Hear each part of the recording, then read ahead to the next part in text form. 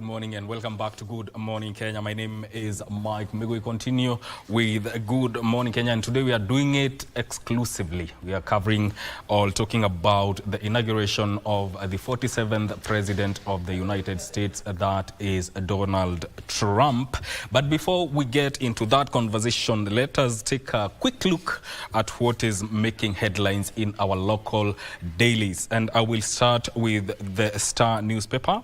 The first story on the front page is Ruto's big focus on jobs in a 4.5 trillion budget.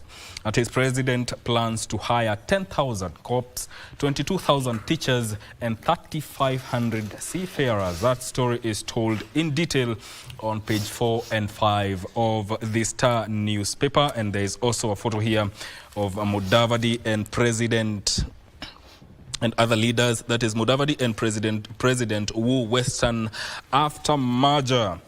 That is the story that is captured on the front page of the Star newspaper. And also, gloves off, we were played. Gachagua allies cry foul as fallout deepens. Read that story on page 6 of the Star newspaper. The first story, or the story that is told on the front page of the Daily Nation: Uhuru factor in Matiang'i 2027 bid. Secret card.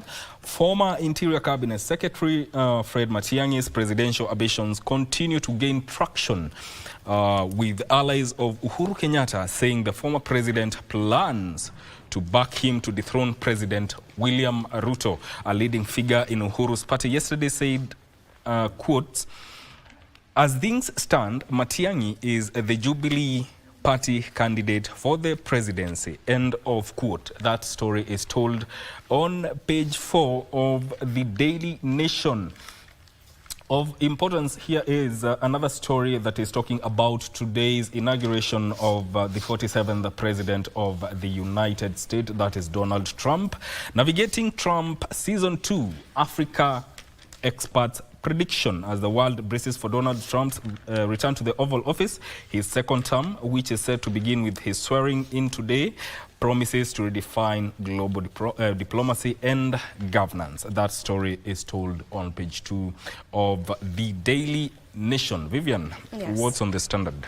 All right, now looking at the Standard newspaper this morning, and on the top, that is the main headline is on US, that is the United States, and on President Trump's inauguration that is set to happen today. And it says, when US sneezes, who will get the cold, or who is going to be catching the cold? A good one right there. Yeah. So today, Donald Trump gets sworn in for a second term, and the world is watching with bated breath. From peace missions to trade agreements, from immigrants deportation to health programs, a lot is at stake as the Republican becomes the most powerful president. And that story has been laid out on page 6 of the Standard, where they have just talked about different issues, that is concerning the presidential election, the swearing in that will happen today. They've looked at matters national security, the Middle East, and that swift change, and also on the troubled Haiti. Now, aside from that, we have another story right here, and that is on President Ruto, where he said that he actually, I quote him, "You failed the youth, you are now inciting them." Now, President Ruto yesterday told the youth not to listen to naysayers inciting them against his administration, saying those leaders failed to create jobs for them. That story is on page 10 of the Standard. And then on page 2 of the Standard, we have, I'm sure you've heard of the case of the activist from Molo who was killed. Yeah. So who wanted government critique Richard Otieno dead? Otieno was hacked to death on Saturday night, and he was a youth leader and a fierce critique of the government. The mysterious murder of Molo activist Richard Otieno A vocal critique of the government has sent shockwaves through the residents of Molo. So there's that story on page 2. Yet another story here, which is, if you may ask me, I feel like it's some good news. KCSE cheats to get a second chance in July. Now, new rule gives students chance to retake KCSE exams in July. Over 840 candidates involved in malpractice have been given another chance to retake the exams. Previously, NEC enforced a 2-year suspension for candidates found guilty of cheating, but this time round, they can be able to retake the KC exams this year in July. Kenya-Finland initiative makes gains against FGM in Samburu. A 3-year bilateral program between Kenya and Finland has made significant progress in efforts to eliminate FGM in Samburu County. According to Josephine Obonyo, who is the Secretary, State Department for Gender and Affirmative Action, more efforts are still needed to eradicate the practice following the end of the 3-year program. For the 3 years we have been working with Finland, we have been able to reduce the cases of FGM and gender-based violence. Now that the program has ended, the State Department of Gender and Affirmative Action, in collaboration with the county government, will continue to implement gender-based violence-related activities. All right. Yeah, that is what is captured on our local dailies, but you know, the front page of the Standard, when US sneezes, who catches the cold? Yeah. And in studio we are joined by Kevin Osido, who I see you have even matched a tie. Welcome to the program, first of all. He has adorned the US flag. Yeah, the US flag, your tie, it's themed. Yes. I don't know. I want to get your sentiment first on this headline. When US sneezes, who catches the cold? Thank you so much for the opportunity. This is, I would say, a long-gone narrative, in the sense that in the previous dispensations, the world believed that the United States of America was indeed the global superpower, and that when the US sneezes, then everyone is supposed to really catch that cold. But I believe that looking at the present dispensations, the different reforms, the transformative stages that different countries have had to go through, that narrative is very quickly fading away. And if you look at even the politics in the United States, where there are things that continue to happen that you would probably not expect them to be happening. For instance, Occupy Capitol. You know, those are things that in the initial stages would not expect that a country like the United States of America would have that degree of riots, protests, and violence. And that even an immediate former president, who is now president-elect, would even be facing court charges and a number of allegations that would require judicial engagements. And so indeed, therefore, in 2025, you'd expect that when the US sneezes, the cold, of course, will be out there, but nobody is supposed to really catch it. But indeed, you still expect that that the world will catch the cold, because the US still controls a lot of programs across the globe, whether it's from peace and security missions, whether it's from elections, that is governance, justice, and law reforms, whether it's on issues to do with trade, you know, and industry. So the US still has a lot of power in terms of even its funding, in terms of beginning to think through how these countries can also be able to learn from the US. So indeed, as the headline says, when US sneezes, we expect that cold will be ramified across the globe. And maybe just what exactly, from your point of view, does this presidency mean for us as Kenyans? Quite an interesting story. I mean, question. And it really reminds me of a number of stories that I have heard from the streets, right from the moment when, the candidates were declared and when the campaigns began in the US. And what President Donald Trump's victory or election, now inauguration, means to us as Kenya is to look at emancipated spaces where we can continue to grow. And you realize that if you talk to a number of Kenyans out there, they get very disturbed that Donald Trump became president in the presidency of President William Ruto. And so you ask yourself, so what? Because you expect that when countries engage, then there are bilateral agreements that decide how these agreements are done and how these engagements take place. And so we expect that as Kenya, that for instance, we'll be able to have a continued engagement with the United States of America, especially picking from President William Ruto's visit to the US last year, which covered a number of years. I think it's over 16 years since we had a state visit of a sitting Kenyan president to the United States. And of course, we expect that there are going to be a number of other issues, especially regarding security, and that Kenya really stands at the apex of peace and security in the region. And you realize that most of our neighbors are still troubled. And just a few days ago, we had a high delegation mission which was termed controversial from the US, sitting with President William Ruto. And those really border on a number of issues that Kenya is seeking to engage in. We pick up from issues around trade.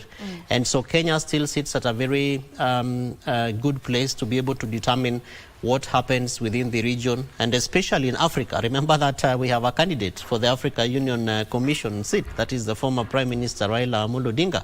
And in most of his interviews and the conversations, we have also heard him talking about the space of Africa in global economies, and therefore the US really stands a very strong and tall, as a very strong and tall partner in terms of Kenya's engagements with Africa and therefore the United States. And we can continue to engage in, rather to draw very many other issues. And locally, we are talking about abductions, and it's quite unfortunate that we have not had very strong statements coming from our bilateral partners, the embassies and high commissions around, as much as we expect that human rights and justice really should be center stage and centerpiece of some of these countries, particularly the United States of America. So we expect that there are also going to be conversations around how we can be able to strengthen human rights, how we can be able to strengthen security aspects, especially when we are engaging locally, and therefore learning from countries like the United States of America. So I would want to know from you, from where you stand, what do you think Donald Trump will do differently this time around? Locally or internationally? Both. So locally is for the Americans, or both internationally and locally? I think that locally, President-elect Trump, now expected to be inaugurated today, has been very clear around what he thinks needs to happen to Americans and to America. And I think that one of his biggest topics has been immigration, and the desire to want to lock out the spaces of the US for certain people. I think that, of course, presents a number of concerns around how to engage with other, communities and societies, and largely people who are not considered inherent Americans. And indeed, it is clear that for countries like the US, these are cosmopolitan countries that are expected to be what used to be called land of the free. And that when people get to the US, they expect that they would be given a very clear space to want to come in to achieve their dreams, because in some quarters it's called the land of the dreamers. And so, exactly, and therefore you call it the American dream, as Vivian says. So you expect that for a leader like the president of the US, really, when people look at you, they should see that dream becoming alive, like we have seen in other presidencies and jurisdictions, particularly very closer home from President Obama, Barack Obama, especially because of his background and all that. And then, of course, his vice president, Joe Biden, took over and moved in to be able to continue with some of those aspects that President Obama had begun. And number two is you look at locally is the ideologies around Republicans and Democrats. And so this is a Republican coming over to be able to take over the reins of power. And so what is the spirit of the Republicans in the US? And you realize that immediately after the last election, which elected President Joe Biden, there were lots of divisions in the United States of America. And this prompted the then dispensation even to come up with very strong policies and laws around usage of guns, and therefore how to be able to also deal with gangs, local gangs, which partly Kenya is also being brobbled into, especially when you talk about issues around Haiti and our policemen being sent there. So locally, the Americans expect that there is going to be a very stable space for them to be able to do their businesses, and that there's going to be a very strong and stable space for them to be able to underscore that kind of dream and the freedom that is many times told as a story, and that is really becomes a very strong driver for those who want to go to the US. Of course, including many other issues around their engagements with local governments, like the states, against the federal government, and how the policies that are made at the federal government will be absorbed by the local states, especially around how the different economies are supposed to be run, taxation issues, again going back to security, where you have seen, for instance, that some countries, rather some of those states really want to defy sometimes, quote unquote, what happens at the federal government. And of course, lastly, if I could talk about climate change issues, the US, again, internationally has been a very strong partner, especially when it comes to climate change and other concerns that have got to do with the environment. But you also realize that we have seen wildfires really raging certain states like California, Los Angeles, among others.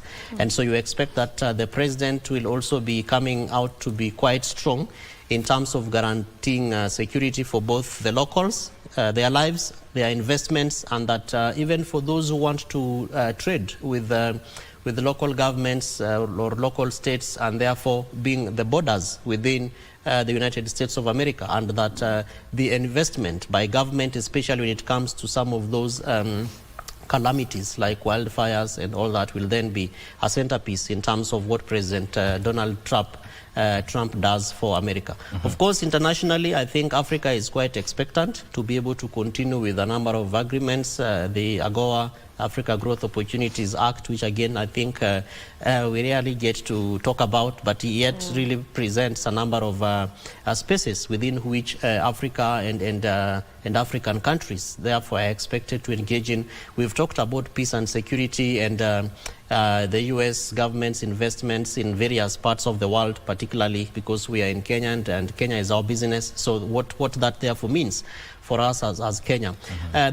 Of course, we cannot talk about governance and leadership, and the United States has been a big partner of Kenya and maybe let me say of Africa, and specifically Kenya, when it comes to election issues.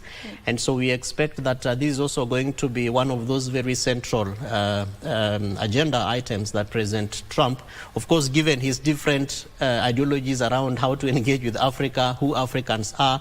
I don't want to quote some of the terminologies that he has given to us that begin with an S, because that we are on national and television. Actually, I wanted to ask how African states can prepare now for a president whose policies sometimes seem to be unpredictable. Yeah, unpredictable, controversial. And that really is why, in my view, I thought that as you asked the first question, who sneezes? Africans should not sneeze because the United States is, rather should not catch the cold because the United States is sneezing. And the question that you are asking really presents the context of what that means, in the sense that how prepared are we to meet this presidency? And sometimes I also think that we overthink and over-imagine things. President Donald Trump is just but a president. He's an individual in a sea of operations. And I do not think that even in the excesses, some of which we see coming from the United States, Remember that we just had an immediate former U.S. ambassador for Kenya resigning, Her Excellency Meg Whitman, and the issues and details around that really should help us to prepare in terms of what leadership means, what governance means. And so in my view, Africa and Africans need to begin to think through what we can do better in terms of what opportunities exist locally. In some quarters, we have heard that we have conflicts in some of these African countries because of natural resources, and that there is a conflicts related to natural resources, and what therefore those resources mean to Africa. You therefore begin to ask yourself, how rich can this country be? It means that if we can be able to organize ourselves, especially around institutions and governance modalities that therefore favor Africans, then we can probably do better than the United States of America. And that instead of Africa and Africans going to America to learn, it would be the opposite, and that they would therefore be pushed with a desire to want to come and see what better things are rather happening from Africa. And I think that from many quarters, look at what's happening in Burkina Faso. Our president comes up and is able to set up an industry that is even manufacturing vaccines, and that they've locked out American markets. And they are saying we can do this thing better. If Burkina Faso of all these countries can be that transformational and that very progressive.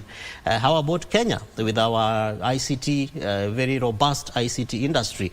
Just a few hours ago, TikTok was shut down in the US. Yes. So today we are still gallivanting and making fun over what's happening in the US. But therefore, what better things can we do, and what better opportunities do we have as Africans to be able to even have the United States as a competitor? And so I think that as you ask the question, what opportunities and what better things can we be able to do, I think there are lots of strands, beginning from trade all the way to immigration. We have a number of Kenyans, rather Africans, particularly Kenyans, moving to the US to want to look for jobs and to want to meet that African dream we're talking about, Vivian. But then you ask yourself, so how much does that get back to the country? So we talk about issues like, the diaspora investments. Can we begin to look at, and Foreign Affairs should be helping us together with, KRA and also Treasury, to look at how much investments we get from our diaspora partners, particularly from the United States, and therefore begin to ask ourselves what areas or what sectors can we be able to invest in to boost the investments that the United States are making in our country and indeed in Africa. So there are lots of opportunities. I think, as I said earlier on, we should not overthink what President Donald Trump will be able to do. Of course, he is a very open-minded person. Sometimes I've had people saying that he doesn't care much about what you think, but that really is what leadership is supposed to do, so that we begin to think through how we interpret what he feels, what he thinks, and then begin to create the space to make the things that he's not excited about to be better for us. All right. You've touched on... Vivian, let's take a short break, and we'll be right back. Don't go too far. When we come back, we'll continue with this conversation, and also we'll be having a conversation with Ambassador David Kerich, who is the ambassador of Kenya to the US, all right, from Washington, D.C. Don't go too far.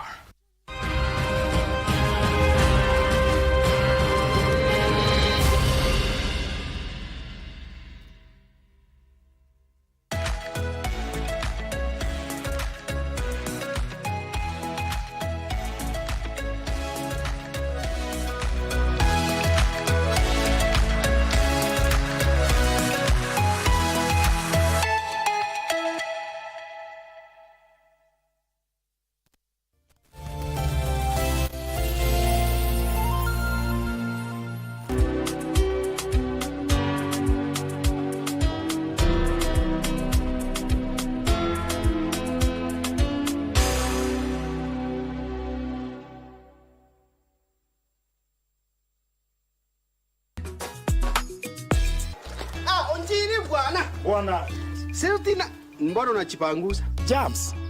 Sikuelewi. Ai, wewe gaji. Mkakazi tunakusalimia. Tu mmenisalimia. Pandani huko. Wacha niende nikadili na yeye mama. We. Hebu angalia kwanza pale. Nyama sunde. Unazitoa kwa jua kunguni siburuki.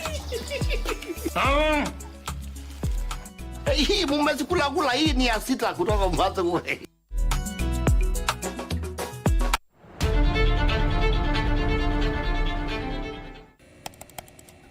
Technology has become a crucial part of our society. Without technological advancements, so much of our everyday lives would be drastically different. As technology develops, it strives to fulfill the changing needs of society. This means that technology exists to help us achieve the things that we wouldn't be able to achieve without it. Take on Tech looks at the advantages and downside of technological innovation in a world that is becoming increasingly dependent on new digital technologies. Every Monday at 10:30 p.m.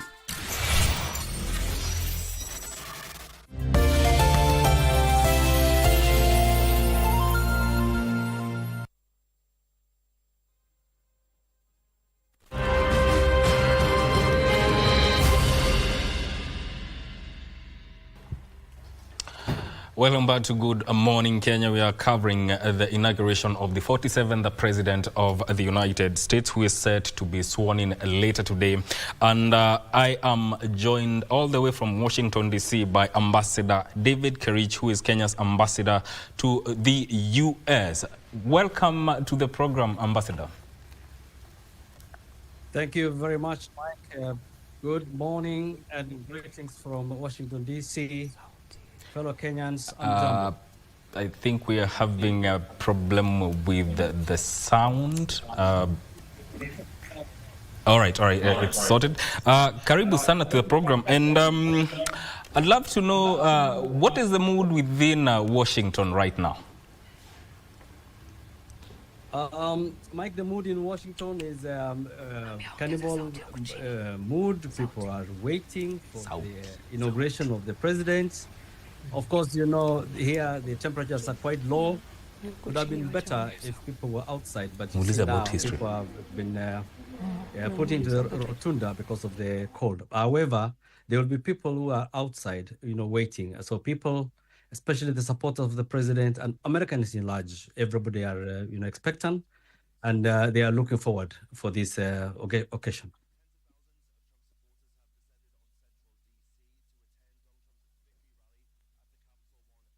All right, so His Excellency, the Ambassador, it's a pleasure to have you on the show with us here today. And just maybe for my first question, I would love to know what's the history, you know, between the Kenya and the United States. What has the relationship been over the years? Thank you, Vivian. The relationship between Kenya and the U.S. has been cordial. As you know, officially, the relationship between Kenya and the U.S. began early after independence in 1963. In 1964, Kenya was able to open its embassy in Washington, D.C. Therefore, it marked the beginning of diplomatic relations between Kenya and the U.S.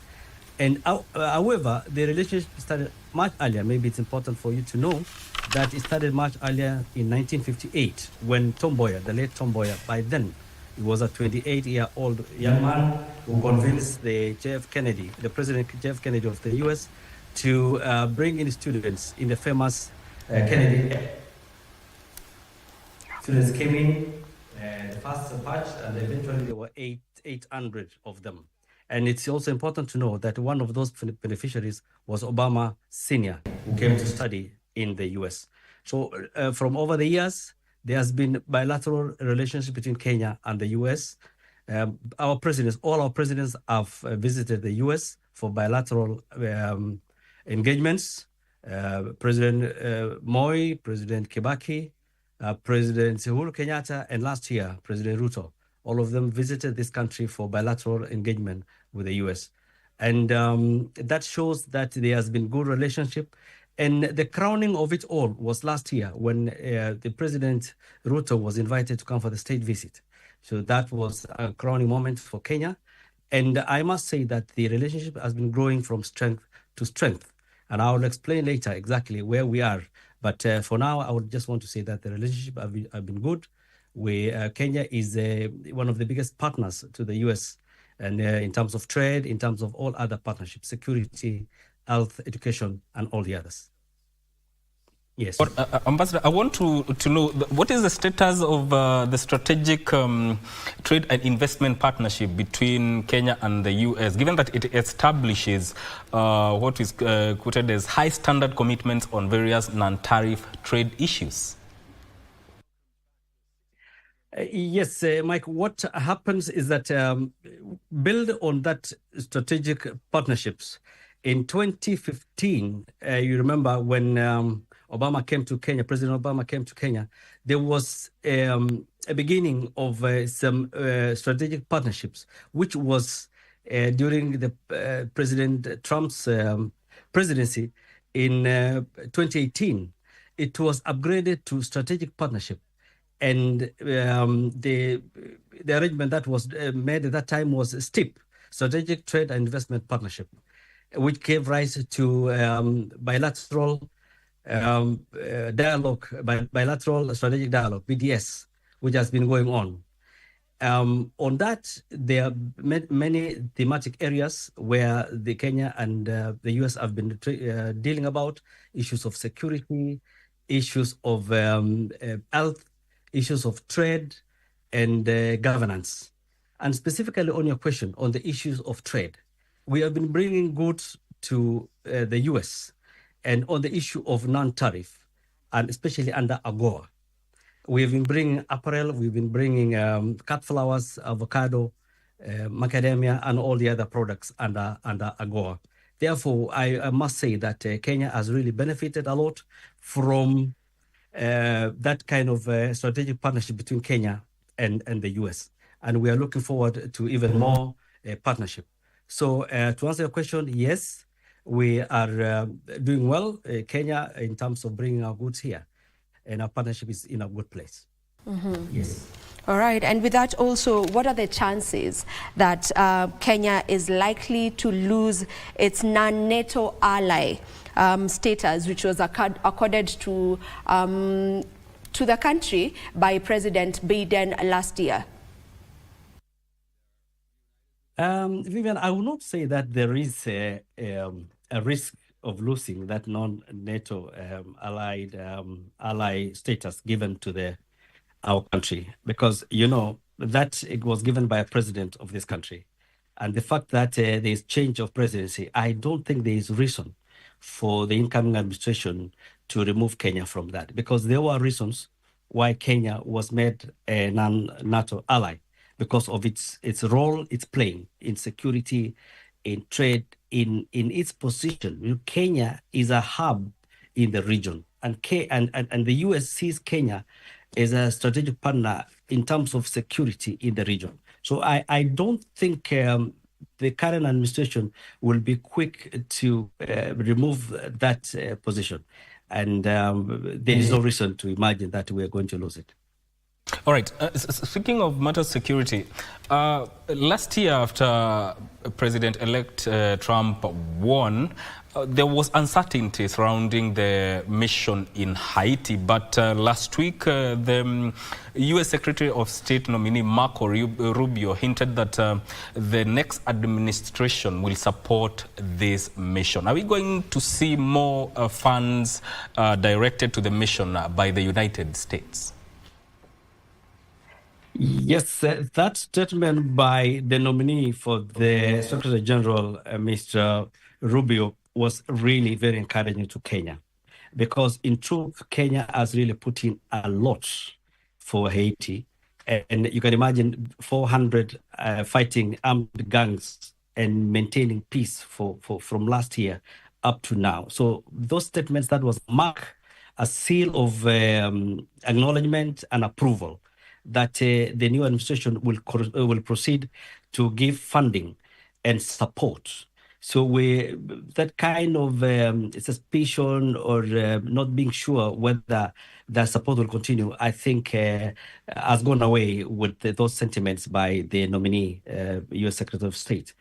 And, to also buttress that, on Saturday, we sent in another 217 police officers to Haiti. And we are also Kenya is planning to also send in the remainder 400 to make a total of 1,000. So we are believing that there will be more support from this new administration, because the presence of Kenya in Haiti is important, because peace is still a challenge. Haiti is looking at doing elections, and they cannot do elections, which is the elections is slated for next year, 2026. But you see, elections cannot be done when there is no peace. So the presence of Kenya and other UN member states in Haiti to maintain peace is very important. So we are hopeful that we will get more support from the current administration. Still on matters Haiti, is there a chance that the incoming administration will push this mission to be adopted or to become a UN peacekeeping mission so to attract more funding? Yes, last year, to put you on speed, I, as the ambassador here, I am also a permanent observer in OAS, that is Organization of American States, representing Kenya. Because of our role in Haiti, we have been appointed as permanent observers, so we attend all their meetings. So last year in the special general meeting for OAS, where we were present, Haiti requested, and it was passed, that this MSSM mission be transformed into a UN part force, and that is awaiting now approval by the UN Council, because that was passed, and the UN Security Council, I think they're still going through it, and I know the US government may be pushing for that, and that will be very important for us and for Haiti and for all the nations, because once this mission is transformed into a UN operation, then one is that there will be consistent and payment. All the states will be able to contribute their finance to support. So it will not be like now, because now it's voluntary contribution. So it depends on the countries. Few countries may contribute, some may not. But when it's under UN, all the states will contribute. So that would be good for us, and we support that, so that there will be sustainable support in terms of resources and also in terms of troops that will be taken on site. Now, the U.S. has been a key supporter for the last 45 years of Kenya's programs in combating diseases like HIV, tuberculosis, and malaria as well. And are these initiatives, at risk of dwindling, especially now with Trump's?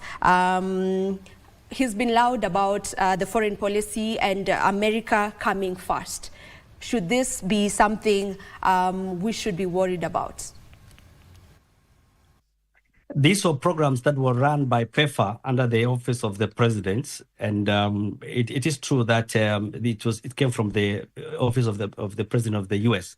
So there are concerns that with the new administration, will they proceed to continue giving that kind of funding for malaria, HIV, and all the other health-related issues?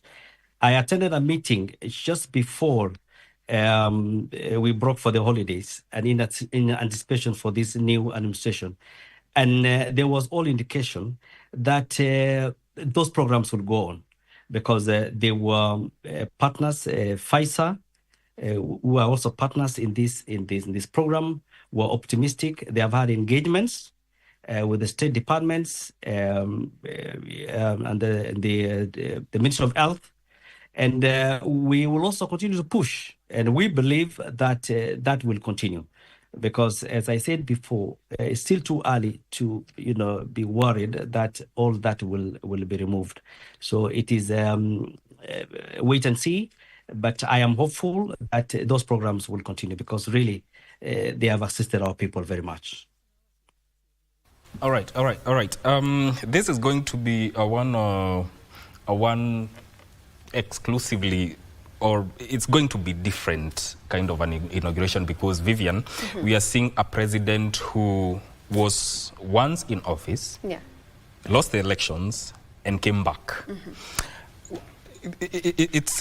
I think he's the second one after who will serve an executive term. What do you think, in your own view, is going to be different in terms of how he's going to run the country and also his foreign policy?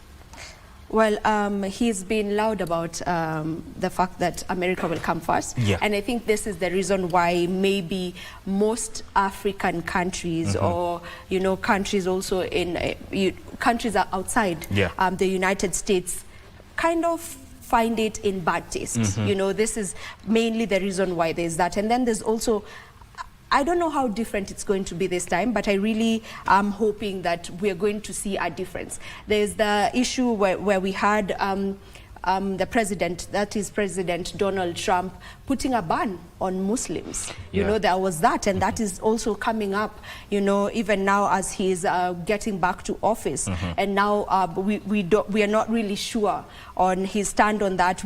But it's us being hopeful, but he's had a stand on that.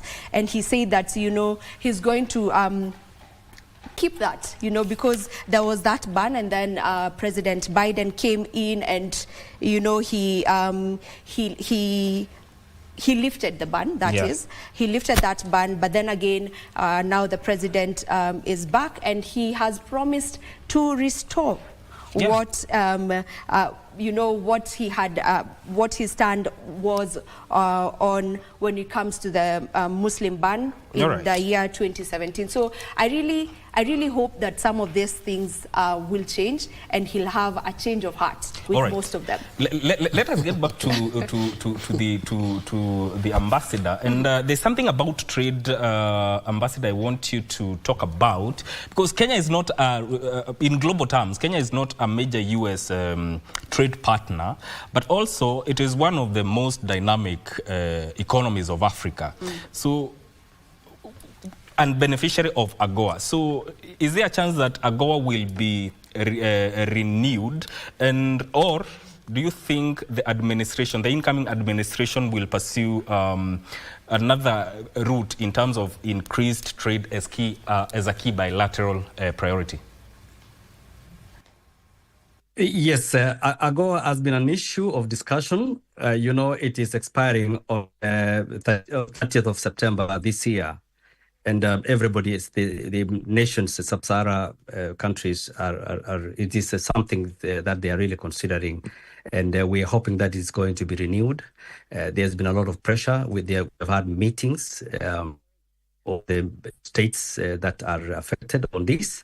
And there's a big push. We're even engaging congressmen, especially the Black Caucus, those who are able to understand the need and the benefits of AGOA.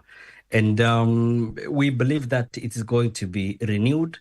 And even if it is not renewed in form, we believe that if maybe there will be a small change in terms of the slight amendment, but renewal, I think it will be renewed, because really this push from all these nations here, and we're here to engage. It's only unfortunate that this administration came in before the finalization, but it's still work in progress. We are hopeful that it's going to be renewed. And of course, there are no assurances from everybody, but we are doing what we have to do to ensure that it's renewed. All right, and how will President Trump's presidency redefine global diplomacy and governance in general, from your point of view? If you can hear me? All right, so we seem to be having an issue with technology right there. But Mike, just to maybe echo what he said, according to His Excellency the Ambassador, he is hopeful that whatever deals that were signed, by the previous regime are going to remain as they are. What's your take on that? Do you feel like, as we said earlier, President Trump can be a bit... I don't know. I'm told the ambassador is the ambassador's connection is back. Maybe you can pose the question again to him. All right. Yeah. If you can hear me, His Excellency, my question was on how the presidency this time round will redefine, global. The governance, global diplomacy, and the governance in general. From your point of view, how will Trump's presidency redefine global diplomacy and governance? I think it has frozen again. But Osido, I would want to hear your views on how is it going to reduce. Vivian is asking the ambassador. Just to pick up from what Ambassador Kerich has said, there are pending issues, and particularly one of those being the trade and investments agreements like AGOA. And so the redefinition President Donald Trump's dispensation really needs to, as I said earlier on again, help us to think through what we have in our hands. What are the opportunities that Africa has, and how can we be able to benefit from partnerships and engagements like, the low-lying fruits like AGOA, and indeed some of the concerns that we President Donald Trump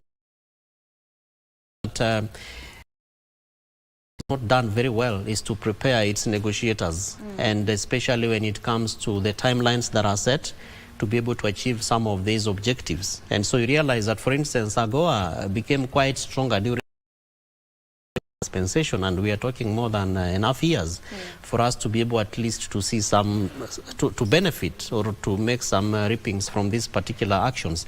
I remember that, Vivian, as you said earlier on, and is a question that you asked Ambassador Kerich, America first. Why don't we also talk about Africa first and, think through how we can be able to push some of those objectives, especially in the roundtables that we have with global powers or superpowers like America. President Donald Trump is just an individual operating within policy and governance space. And so what are some of the that Africa sit around them know engage with President Donald Trump. And so in terms of our spirit of engagement and the power the space rather to negotiate, I think there's a lot that therefore needs to be done to be able to accrue as much benefit from the United States, and especially coming from us as Africans. All right, I'm told the ambassador is back. Vivian, if you can pose the question to him again.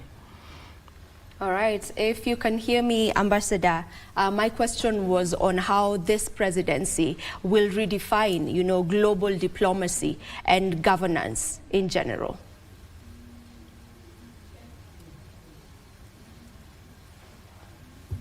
If you can hear me? Seems we're still having an issue on that. And maybe back to you, when we were talking about, what this presidency looks like now, how different will it be from the previous one? About the Muslim ban, and the immigration, his stand, that is Donald Trump's stand on immigration and the deportation that he's planning ahead, the operation. You chuckled a bit when I said we are hoping that he'll have a change of heart. Kindly your input on that. No, it's just because their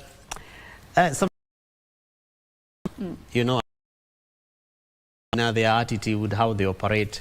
But remember that if you look at the governance system and the structure of politics in the US, of course, it's largely driven by political parties and Democrats. But in between, just as we also have manifestos locally, they also develop their own manifestos. And one of those manifestos, the logo that Trump and Vance recoined, which is called Make America Great Again, MAGA. And indeed, when you talk about making America great again, it is true that you cannot be able to make America great in isolation. So locking out certain people, whether they are from different faiths or different religions, and I've seen a number of videos of President Donald Trump, I almost said President William Ruto, President Donald Trump, seated with religious leaders, and he's even praying, and he's really elevating the space of God and the spirit of God within him and all that. But it is true that this is not possible if you want to really lock out certain religions, and that certain societies therefore do not mean anything to you. And it is a phrase that was, I think, used by the 40th president, and that should be Ronald Wilson Reagan in 1981, when he said, "Let's make America great again." And you said the let's, it means that you are many people, you are many societies, people who think differently. So what we must do as people who are interested in inclusion and inclusivity, therefore, is to engage with the different houses of governance in the United States, so that when the House of Representatives sit, like the Senate, what are these kind of representative roles that they are going to be playing to be able to emancipate the spaces of inclusion. Okay. And I'm also sure that the senators there will not just be like we have seen in some countries where what the president says is what it has to be.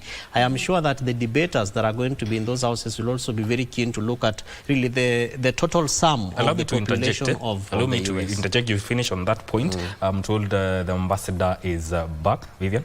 All right, so how will, I'll take this question again. I think I've asked this question so many times with no answer. I hope this time round we're going to get it where the internet is not going to fail us. So His Excellency Ambassador, how will this presidency, the Donald Trump presidency, redefine, global diplomacy and governance in general? Yeah, thank you, Vivian. Sorry for that. But yes, the good thing about this is new. It's been there before.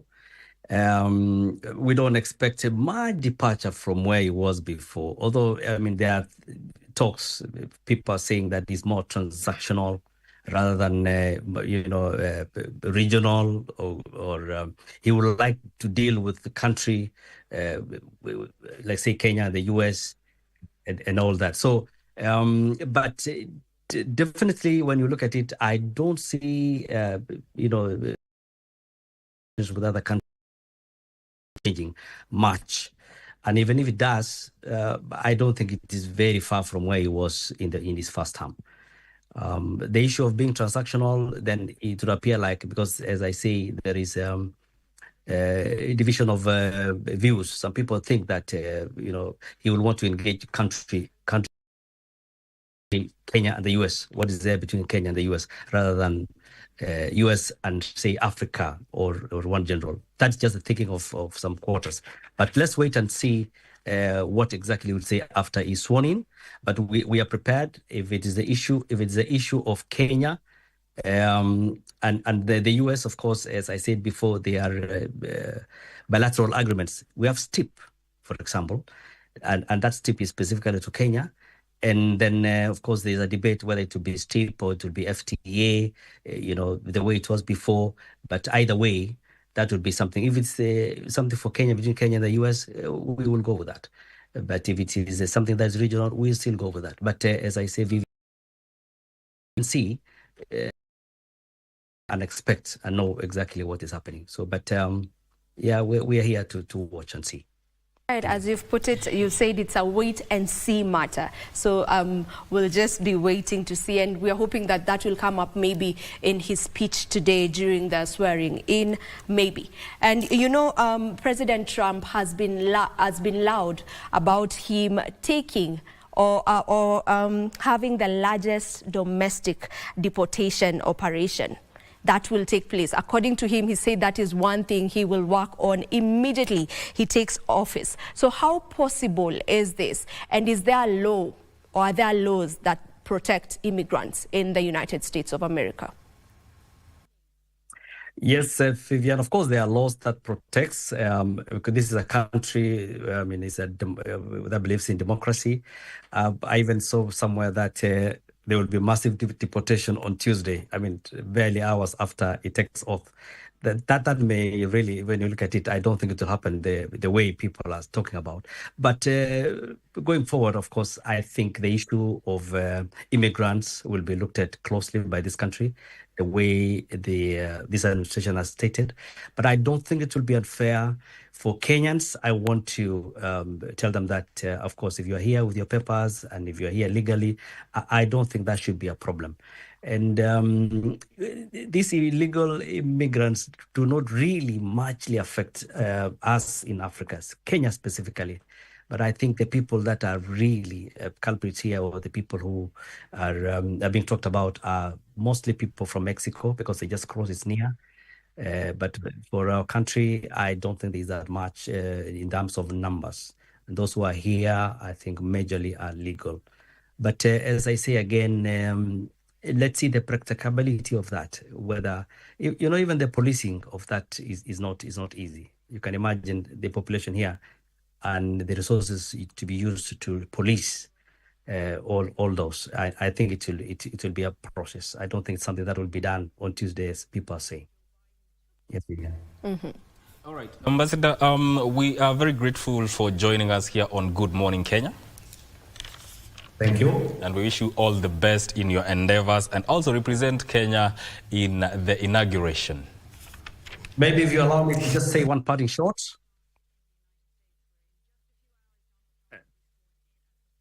Hello, can I say something? Yes.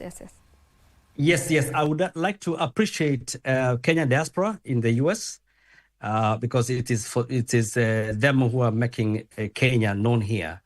Kenyans here in the US, around 250,000. We are yet to do a register of all of them. There could be more than that because we are yet to do a register. And they are very resilient, very innovative Kenyans here. We have Kenyans in the academia, Kenyans in the medical field, in business, and they have held our country high. And I want to really laud them, especially on their remittances, their foreign remittances. They bring, last year, they brought about 4.19 billion US dollars. 56 of that came from the US. So it is something to laud them and to tell them that we are here for them. And we hope that with this new administration, we will even going to do better in terms of trade between here and Kenya. So I think I would like to end it there by, saying that we will be here to represent you people in Kenya and ensure that the relationship even grows from strength to strength. Thank you very much. Thank you so much and welcome. That is Ambassador David Karich, who is the Kenya's ambassador to the United States, joining us live from Washington, D.C. We take a short break, but before that break, here's the weather report.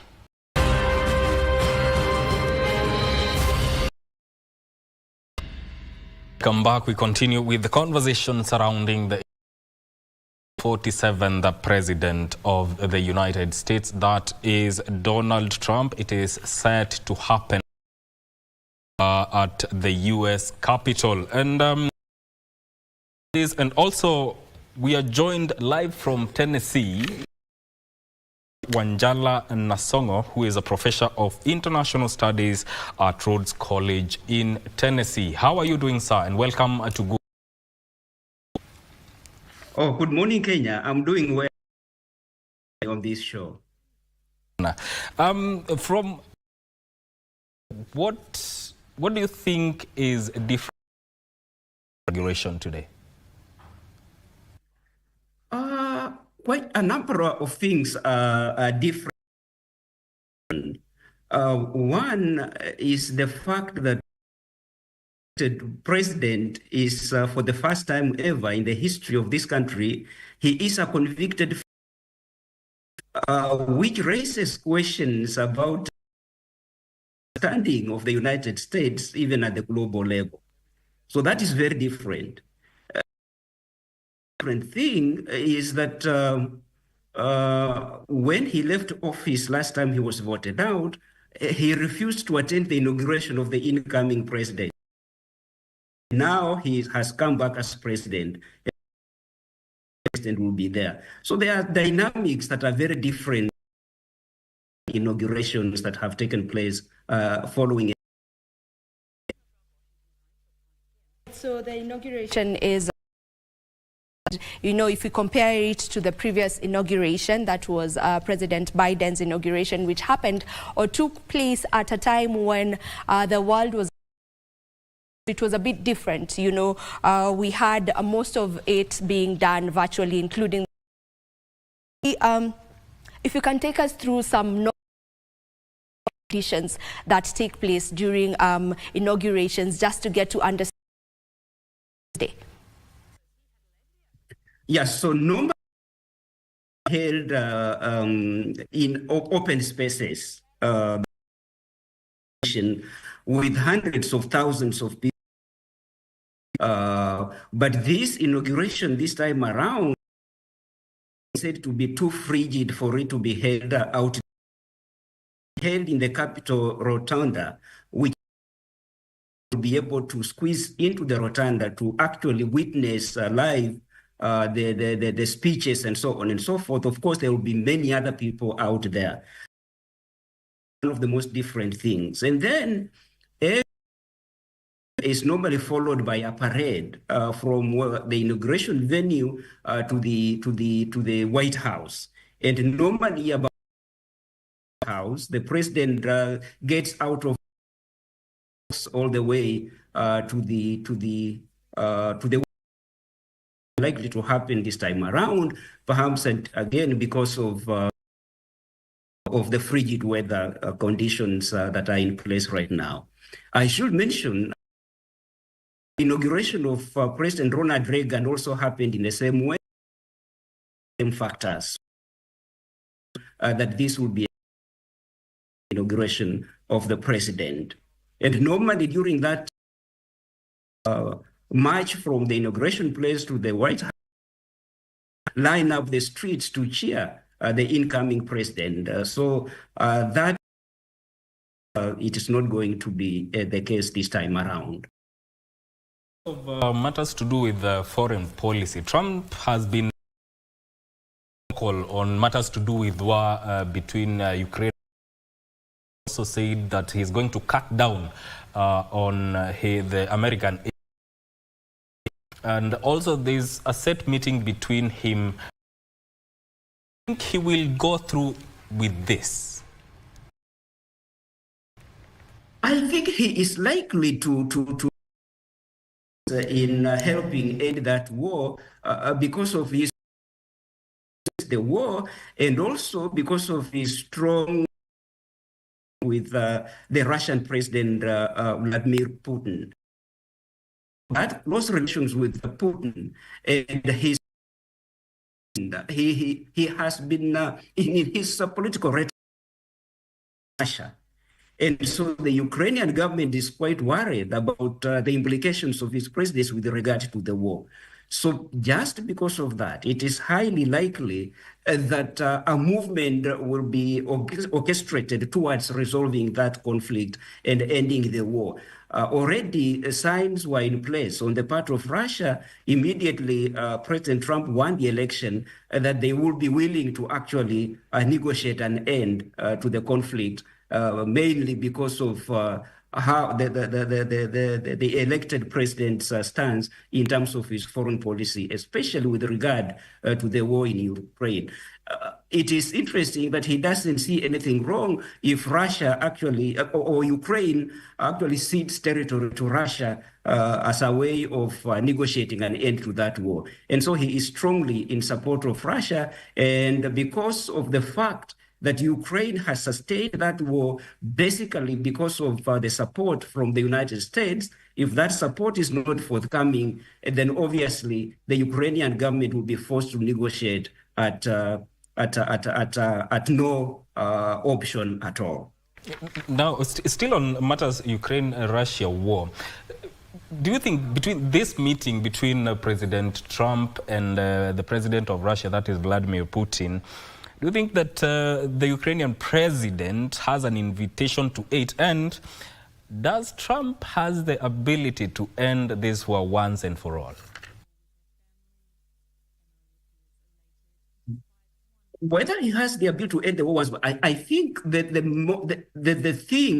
reality is that once President Trump was elected, and given his position, given his cordial relations with Russia, the Ukrainians are therefore at a disadvantage. They have been able to sustain that war, as I have mentioned, primarily because of the millions of aid they have received from the US in terms of military equipment. Without that aid coming in for Ukraine, it is highly unlikely that they can be able to sustain that war. And that is why the likelihood is that given now their weakened position relative to the strength of Russia, particularly now with the support of the US president for the Russian war effort, the Ukrainians will be forced to negotiate at a very weakened position. And therefore, if they end up signing an armistice of whatever nature, then it will end the war, but it will end the war to great advantage for the Russian government and to the great disadvantage of the Ukrainians. Dr. Wanjala, what is the future of Africa's offshore hopes, especially for Africans who are looking to seek maybe greener pastures in the United States of America? Now, thank you very much for that question. Now, the elected president campaigned on a very strong rhetoric against immigration. He campaigned on the idea that he is going to engage in mass deportations immediately he takes office of all illegal immigrants in this country. Now, that rhetoric alone has already had a major effect. If you look at the number of foreign students that enroll in American universities, actually they have fallen over the period of time that the elections were concluded and now. And so it has that kind of implications because of the president's strong stand against immigration and his focus on the idea of American first doctrine. So it has that implications. The flip side of it is that we have so many institutions in the United States that really rely heavily on foreign students. And so many of these institutions have lobbyists in Washington, D.C. So it will be their work now to lobby for better policies and try to convince the incoming government that facilitating foreign students to come into the U.S. is not necessarily helping foreign governments, but it is actually helping U.S. institutions in a big way.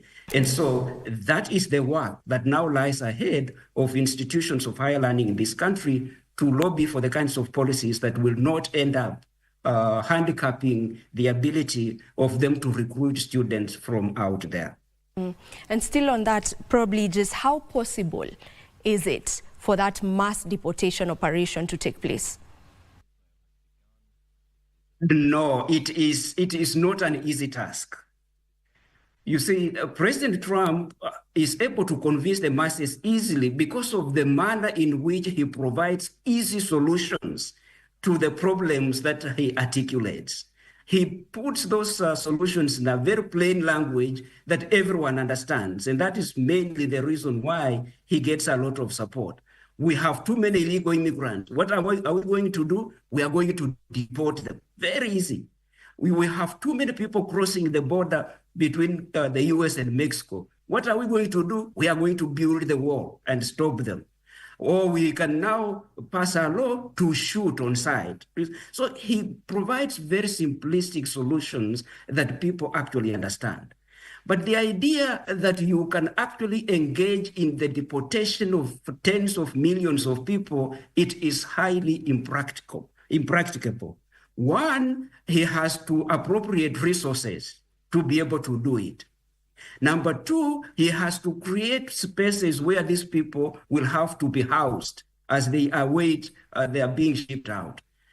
And so it is not something that can happen even perhaps in the first year of his administration. The first year, he will be devoting time to actually constituting his government, appointing the relevant people to run his government. By the time a policy is passed and appropriations are made to finance the deportation program, he will be way into his second year of this term. So it is not something that is going to happen anytime soon. Okay. All right, Dr. Before I let you go, I would want to know one thing. Is he going to impose the tariffs that he has been very vocal on, or is this a negotiating tactic? Could you repeat the question, please?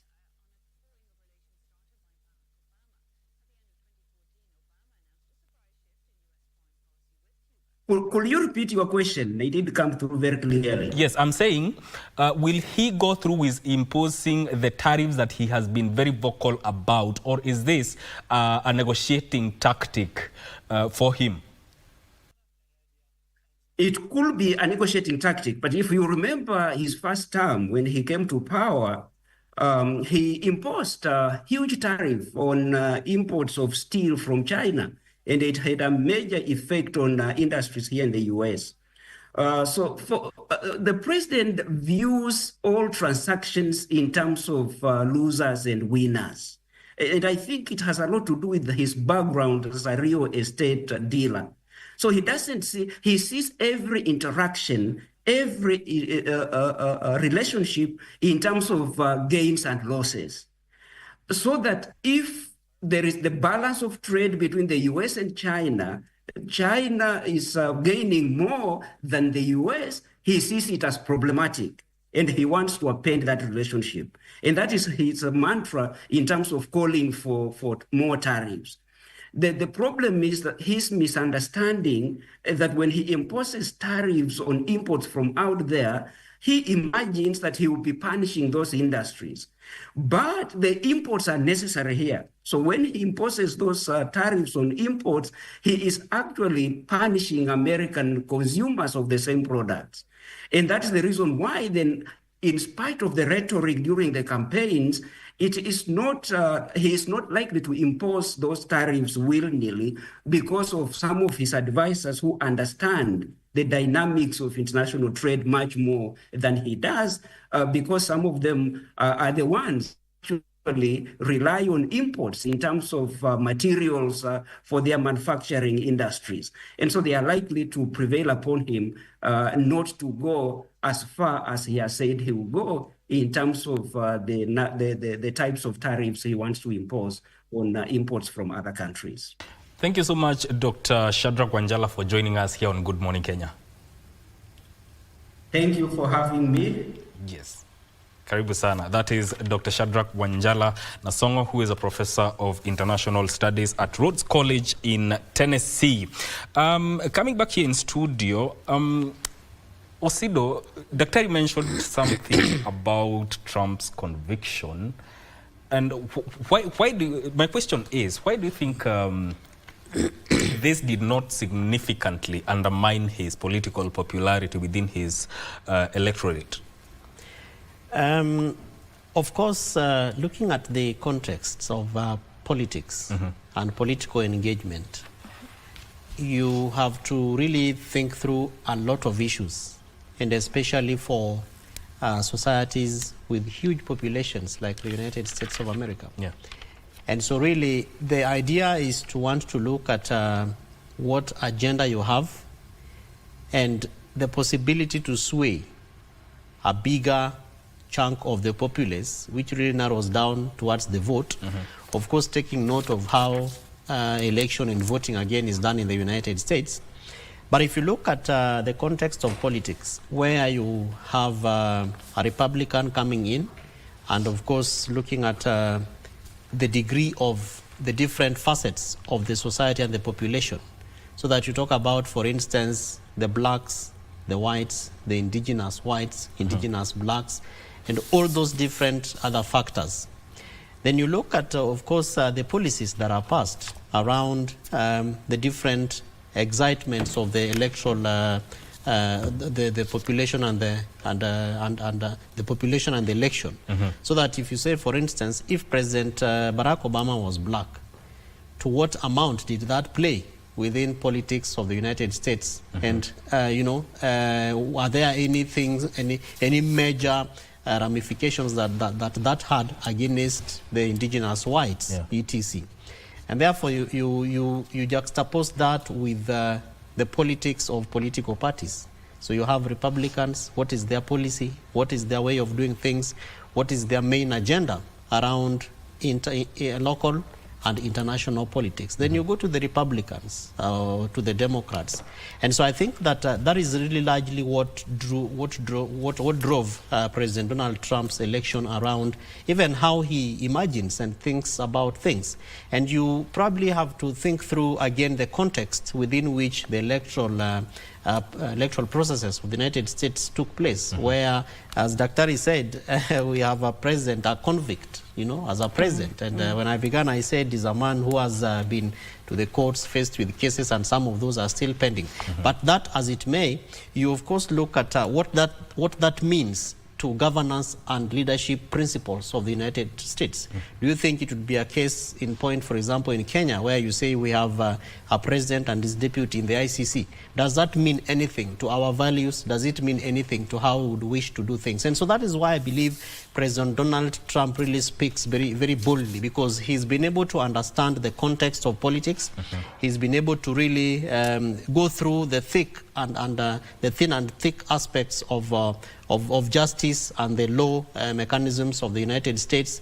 And you realize that sometimes even in the comments that he makes, he wants to, you know, find somebody to quote unquote blame over some of his challenges that he's going through. Remember that during his campaigns, this is a gentleman who was also, you know, who faced certain assassination attempts, you know, shootings and all those kind of things. A number of his political rallies were also, you know, attacked and interfered with. And so you want to imagine that those would also give him some sense of bolstering power to be able to exert and assert the kind of politics based on the governance, you know, system again of the United States, which, as we said, is very strong. And that is what makes the United States of America turn out as a very big superpower. But again, what are some of the lessons that we can learn from some of those challenges, particularly having the president, given the kind of convictions that he's going through, the strength of the justice system, and even looking at the Electoral College? How did the elections turn out against the expectations of the Democrats,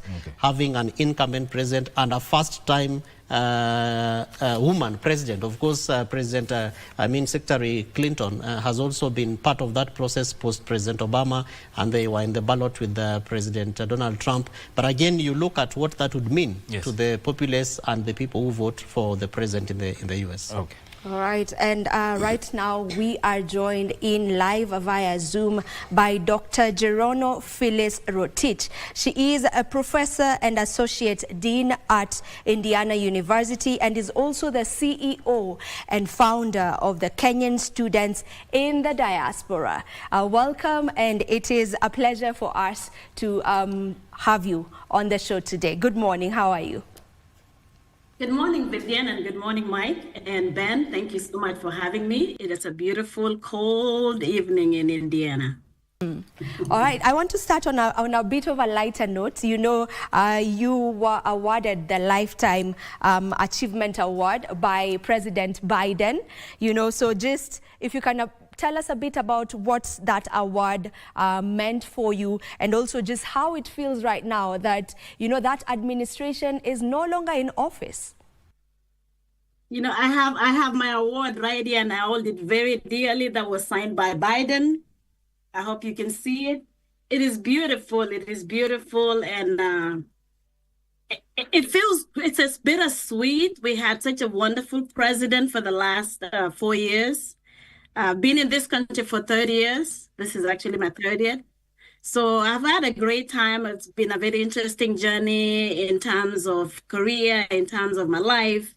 I have served so much in this country, and that is why I was given, that is a Lifetime Service Award that was signed by Biden for the work that I've done in this country, both for the American community, for the American institutions, as well as the diaspora community.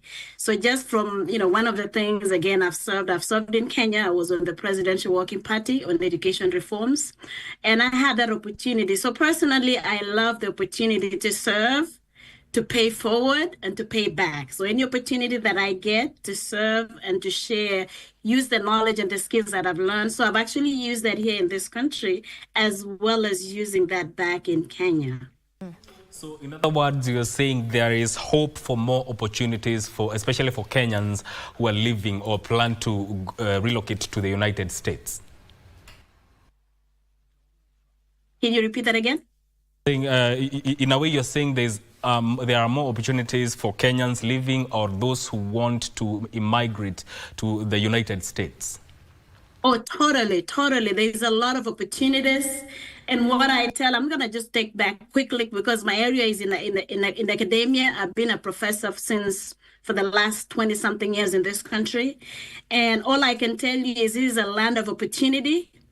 This is a great place. Your dreams are valid. You can do whatever you want to do as long as you stay focused, stay informed, do what you're supposed to be doing. You plan ahead, you understand the rules and policies in this country. This is not a country where you break rules and policies and you expect to survive. So you have to be a law-abiding citizen. You have to stay focused on what you want to do. So knowing that whatever you want to do, if it's to go to school, make sure you stay in school, study, do what you're supposed to do.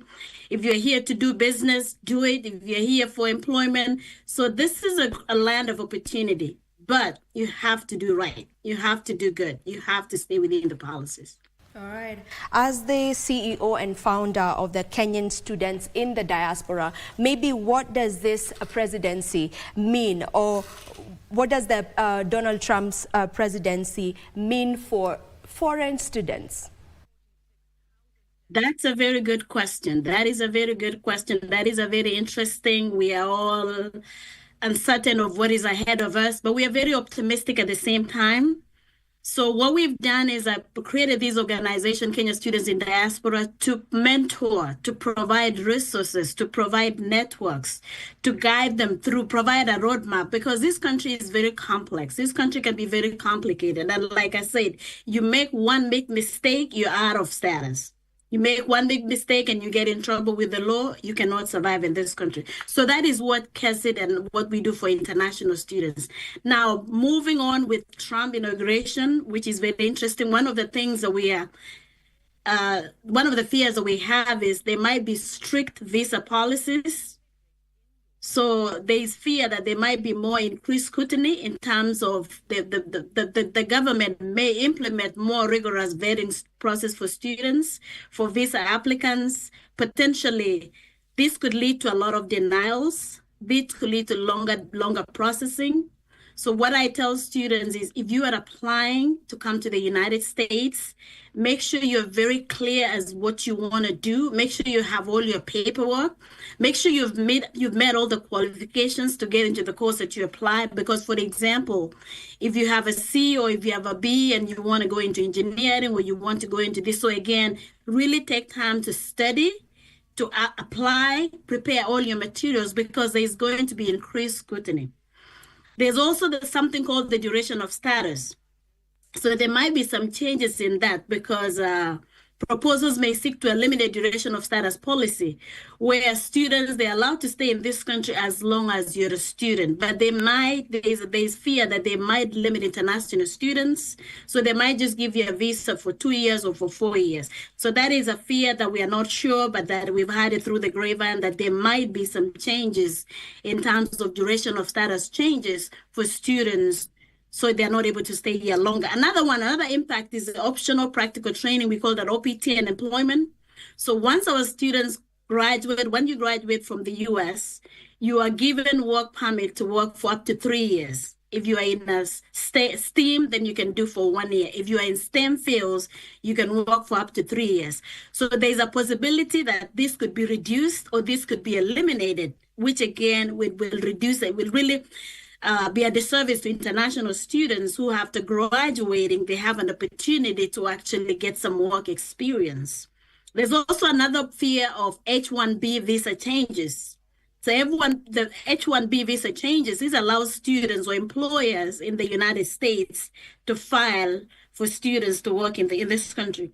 So there's a fear that the administrations, they call it Buy America, Hire America initiative, that may lead to stricter criteria and reduced availability of H-1B visas for international students. Number 3, we're also expecting some travel restrictions. There is fear that there might be reinstatement of travel bans that is restricting, limiting students from different countries to travel in and out. So there's that fear of travel restrictions. And then advisories from education institutions in anticipation of potential travel restrictions. So for example, most institutions were telling students to come back early before January 20th. So all of us were advising students, please make sure you come back. If you travel home in December, we want you to come back before the inauguration to avoid any challenges with re-entry into the country. And then of course, there's campus, like Dr. Nasongo said, there's fears that there might be some decrease in enrollment. So this could affect the enrollment of international students. This could impact their financial stability. It could impact their mental health, their status in general, or even access to universities. There's some change that, Trump wants to change the Department of Education and to actually make it at the state level. He wants to move it from being federally managed to the state level. Now, this could actually restrict access to public education. For example, states like Florida are proposing bills to prohibit students without legal status from enrolling in certain public universities. So there's fear that there could be a few things here and there. In fact, if there's anybody who is worried, it is international students, it's international faculty, but we have some advice that we're telling them to do. Number one, we're telling them to stay informed. Really, this is a time that you need to stay informed, keep up to date on your immigration policies, the changes on your visa, changes on OPT, travel restrictions. You have to be very, very close with the International Students Office. So for those of us who have parents or who have children in the US, please remind them to stay very closely in contact with the International Students Office. We have meetings. In fact, last week we had a meeting at Indiana University to talk about what are some things that we're expecting. And one of the things that we're telling our students is stay in contact. Make sure you have your travel documents at all times. When you're traveling, make sure you plan ahead. You want to avoid times of political uncertainties or when there are some issues that are going on. You want to ensure that your visa and your documents are valid and up to date. We had a situation not too long ago where one of our doctoral students traveled to Kenya for her mother's funeral. She was actually just coming back to defend her dissertation, but she was not allowed to come back. So we had to figure out, we had to navigate how to help the student, understanding employment status and building a strong network, support network. We work very closely with the leaders here, with the embassy, with the students, with employers, with companies. So telling them you really need to build those networks. We call that in the US social investment. You have to invest in relationships. You have to invest in networking. You have to invest in seeking out for mentors, sponsors. And then you always have to have backup plans. And key thing is stay compliant at all times. This is not a joke. This is not a country to play with. Stay compliant with the policies and the rules at all times. Still on matters education, yes. Are there possible areas of collaboration? What do you see as the areas that have high potential for collaboration between the US now that they are getting a new president and Kenya? That's a very good question because I'm joining you from Indiana University, where I'm actually one of the advisory board members for Indiana Global Center for Global Work. And we work very, very closely with Moore University and AMPATH. Indiana University has had an over 35-year relationship with Moore University, with AMPATH. And the work that we've done between Indiana Medical School. So Indiana School of Medical School is the largest in the United States because we have 9 campuses and each campus has a component of the medical school. We've worked very closely with MTRH, Moore Referral and Training Hospital. The work that Indiana has done with Moore University and AMPATH has impacted over 25 million Kenyans. In fact, when the president came to Atlanta last year, it was one of the programs that was highlighted. When he went to the White House, and I was privileged to be part of that team to be at the White House, it was highlighted, President Biden highlighted that Kenya-Indiana relationship as one of the models that we need to, that should be pursued. So yes, there's a lot of opportunities.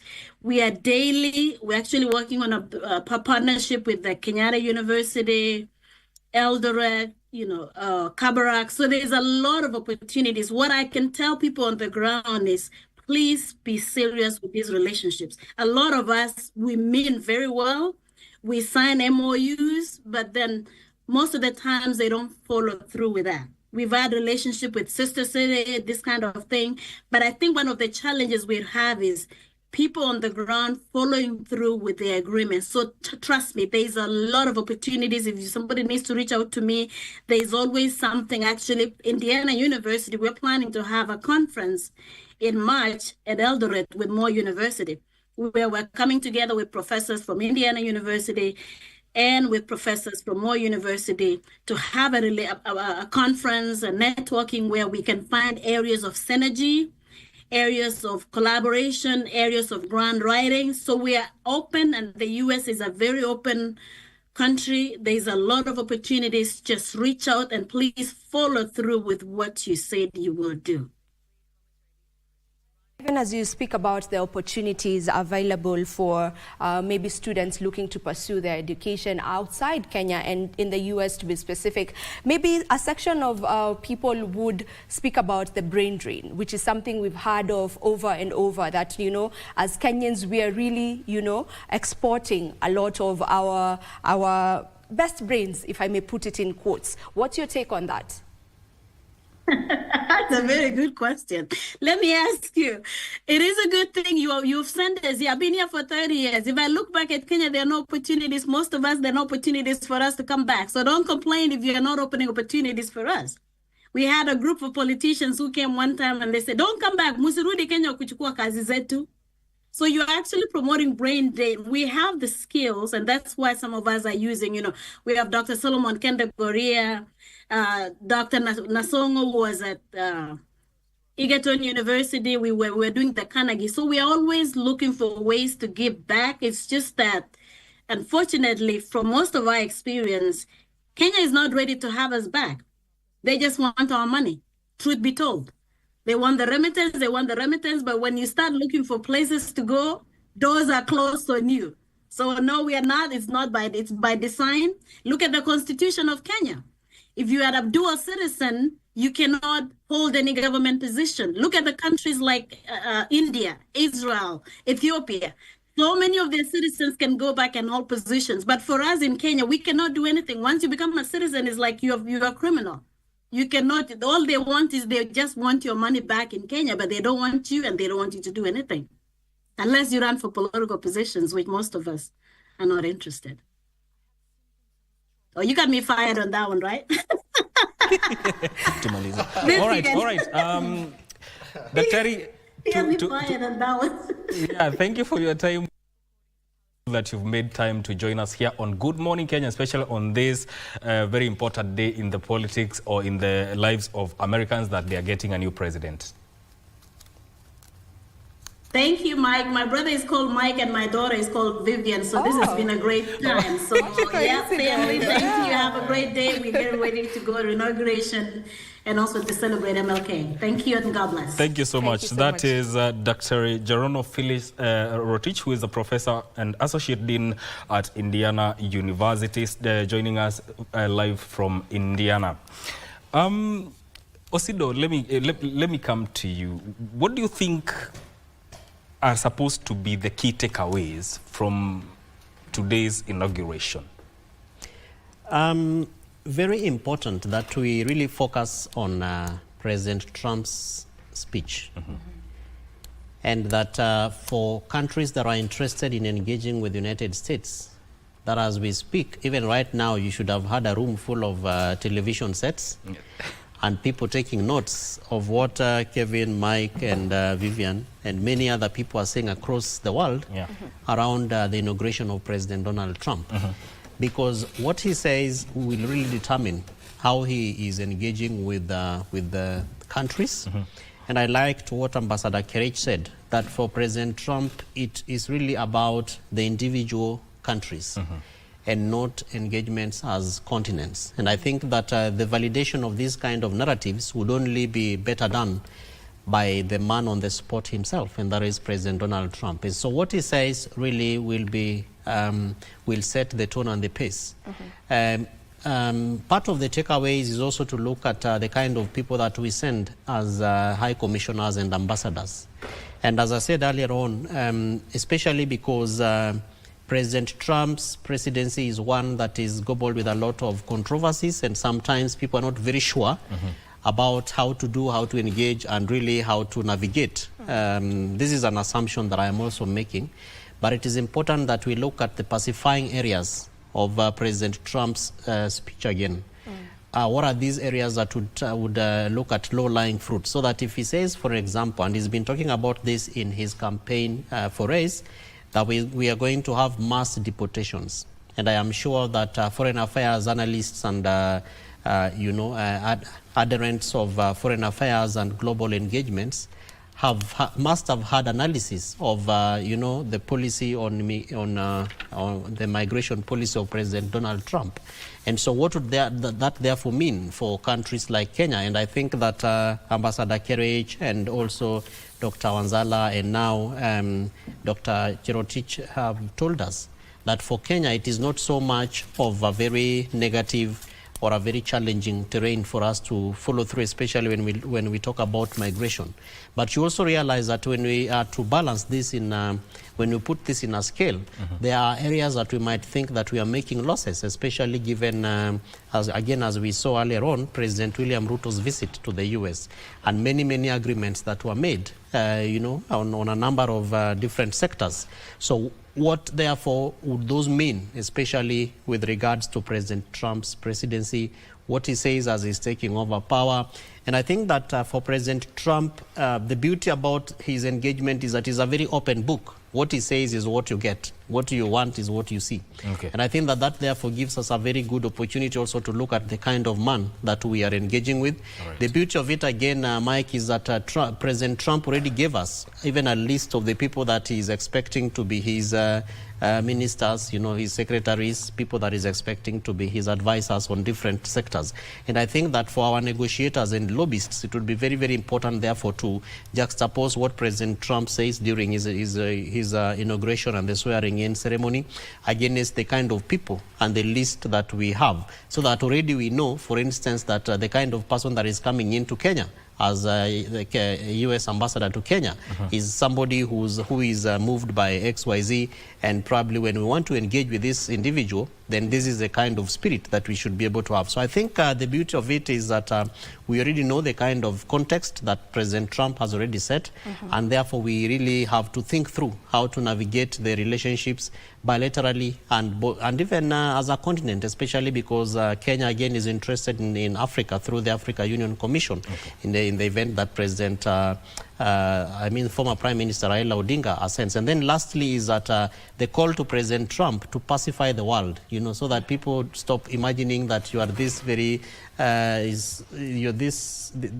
individual is coming to shut down prospects and progressive aspects. I do not think that the U.S. is operating on a vacuum, because this is a global community, is a global society.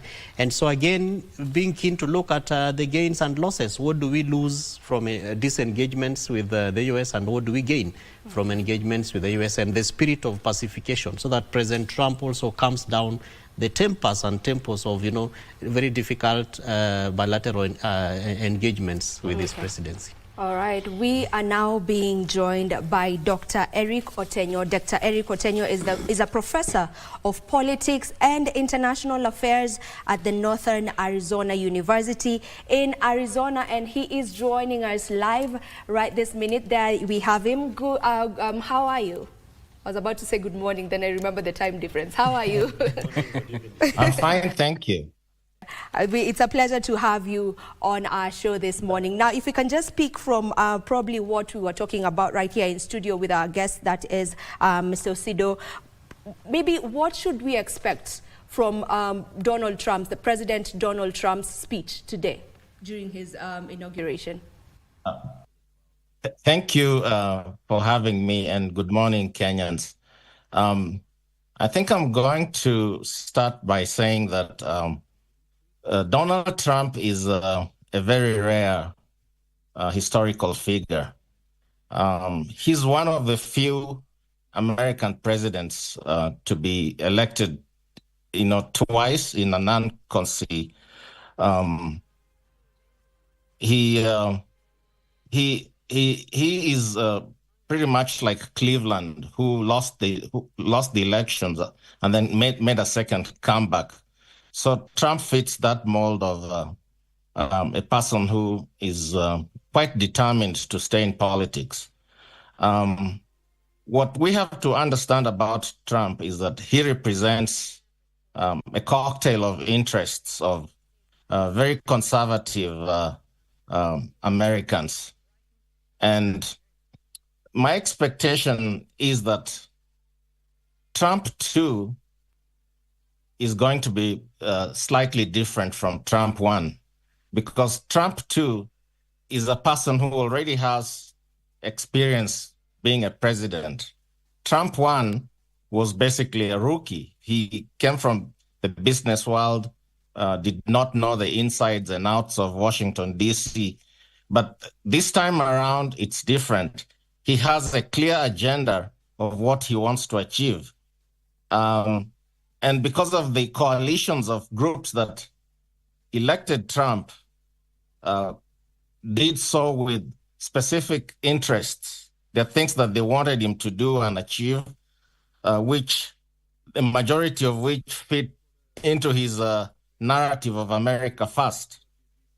So he's coming in basically to execute the expectations of these groups that had supported his candidature. And my fear is that some of the policies that they're going to put through may not necessarily be for the good of the global community. One which comes to mind is mostly the policies towards environmental protection.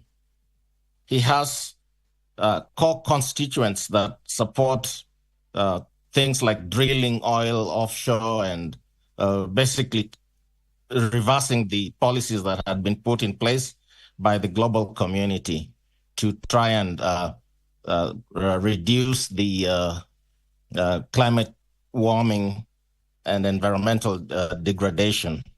And I'm saying this because I'm in Arizona and we neighbor California, and we're witnessing before our own eyes what nature can do.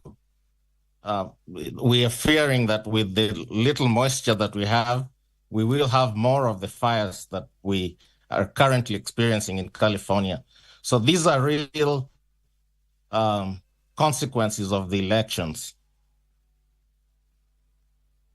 Of policies, you know, in his first term, he was very keen on reversing some of the policies that were put in place by the 44th president, that is Barack Obama.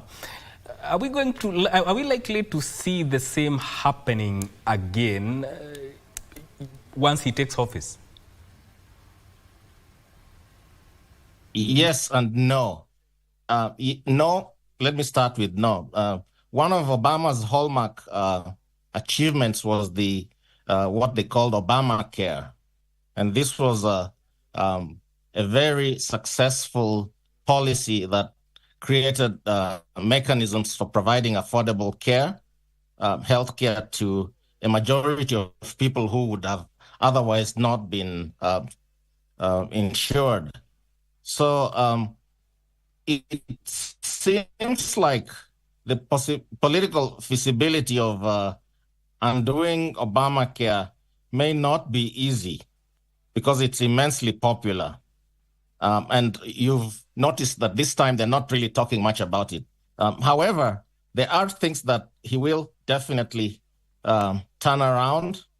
And these are things like removing some of the guardrails that protect civil servants and government officials, particularly at the federal level. Trump has already indicated that he will institute something called Schedule F, which basically removes tenure from a lot of government officials. You know that when you're hired as a civil servant, you have certain expectations of tenure in your position. He now wants a lot of people who will work for government to be those that are loyal to his agenda. And this might not be very popular. The other thing will be the weakening of labor unions, which is a traditional agenda that is favored by the new Republicans, who tend to think that everything can be done by using strategies that are employed in the business sector.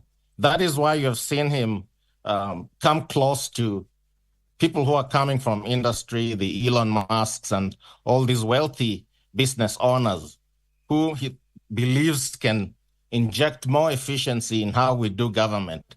But anyone who studies government knows that the government is just not about the value of efficiency. The government also has to promote equity. It has to ensure that no one is left behind. But what we might now see are all these agendas that privilege the business sector as opposed to the government sector, basically deal making. Right, and President Trump has been open about him pardoning the January 6th rioters, the ones who got to storm the Capitol. Now, just how controversial is this, and what would that mean to he actually pushes through with that?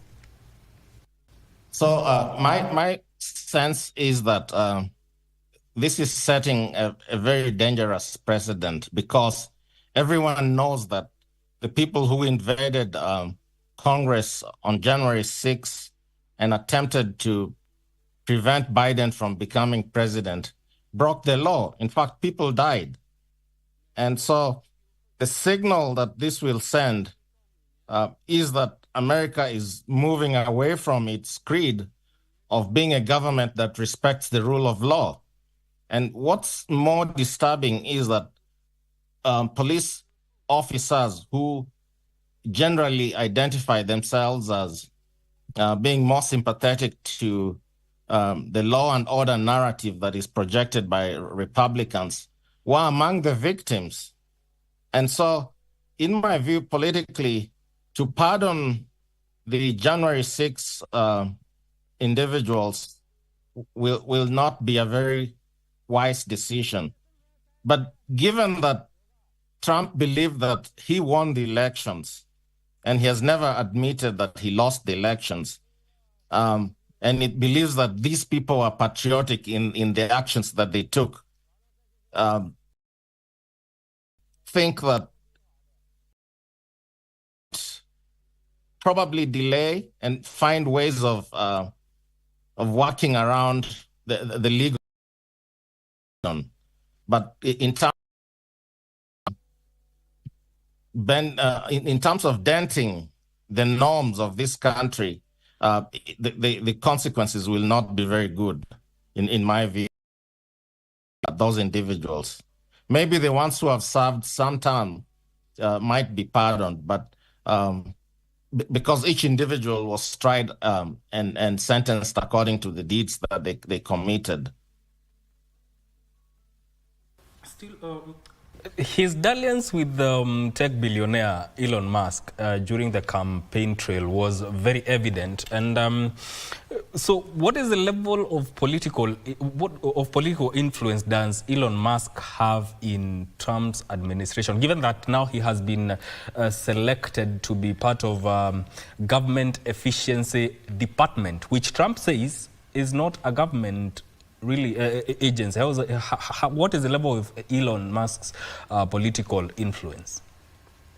So I'll start by saying that the DOGE, that the department that is going to be headed by Elon Musk and Vivek Ramaswamy, is not technically a government department, in the sense that it has been legislated into law or into being by Congress. So it's going to be probably an office within the White House, part of the executive arm of government. And it's mostly, I think, a reward to Elon Musk for donating millions of dollars to Trump's campaign. You all know that Elon is the wealthiest man, and he comes from the tech industry, which by its own definition values efficiency more than anything else. You know, they want government to be on our fingerprints. If you want this or that service, you just click here and there, and there comes the service. That relationship is essentially a payback for the support that he had by these tech leaders, but many of these leaders of the corporate world, Peter Thiel, who also used to work with Elon Musk. These are immensely wealthy people who are, in a way, causing a lot of anxiety in the American governance.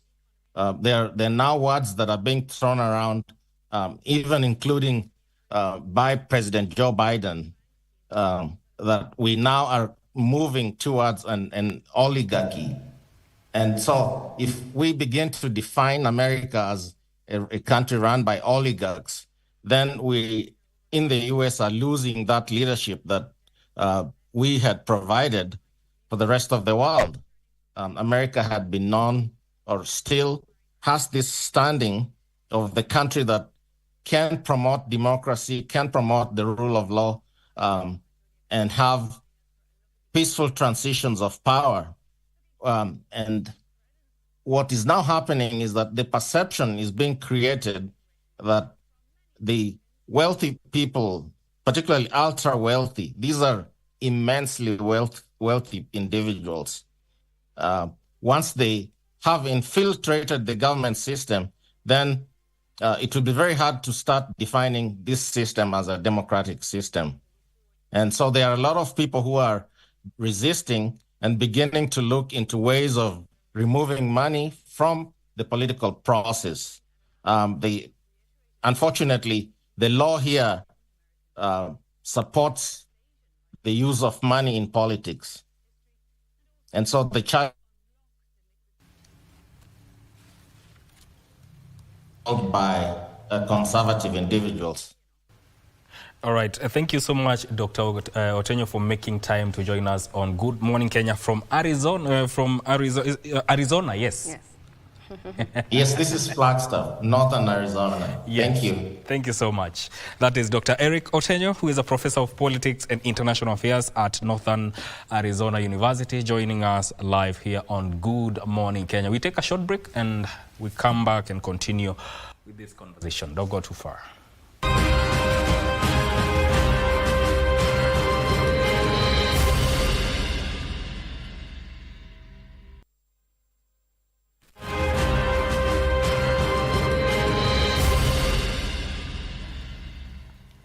Welcome back. We continue with the analysis of the expected inauguration of President Donald J. Trump in the United States of America. And I will be joined by Dr. Solomon Kendagor, who is a global ministry specialist at International Student Incorporated in Missouri. But before we go to him, Kevin Osido, there's something that Professor Otenyo mentioned, and actually President Biden had warned about it. It's about Trump's administration moving towards oligarchy.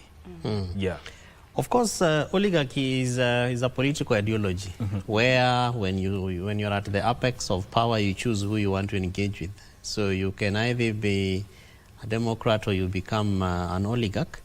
And so I believe that when you look at the manner in which President Trump has been able to coin a small group of people around him, then the insinuation is that probably his desire for Trump too is to want to create an oligarchy around Washington, D.C., and an oligarchy around the presidency of the United States, and especially given the interests, again, that we spoke about earlier on.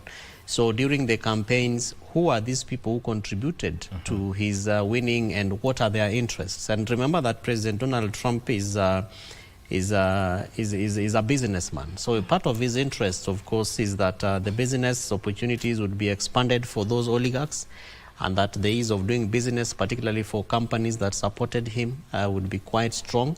Of course, there are other things that come up with it. So that, for example, if you look at Elon Musk, you look at Mark Zuckerberg, and and some of the challenges now that we are facing, especially with the media and social media in the US, like tools such as TikTok that was shut down, and certain progressive and governance indicators of checking government, so that, for example, when you talk about even gravitating around oligarchs like Mark Zuckerberg, part of the interests are, for example, that fact-checking for disinformation and misinformation for some of these tools in the US would be foregone. And so you ask yourself, where is the national interest against having oligarchs around you as a president? And I think that it is a practice of power that is common to many presidencies. Even locally here in Kenya, you realize that when you have a president like President William Ruto, and you begin to see the kind of appointments that he's making, the kind of people that get very senior government positions, they are largely people who gravitated around his ideology, around his being the president. And so you ask yourself, what is their interest?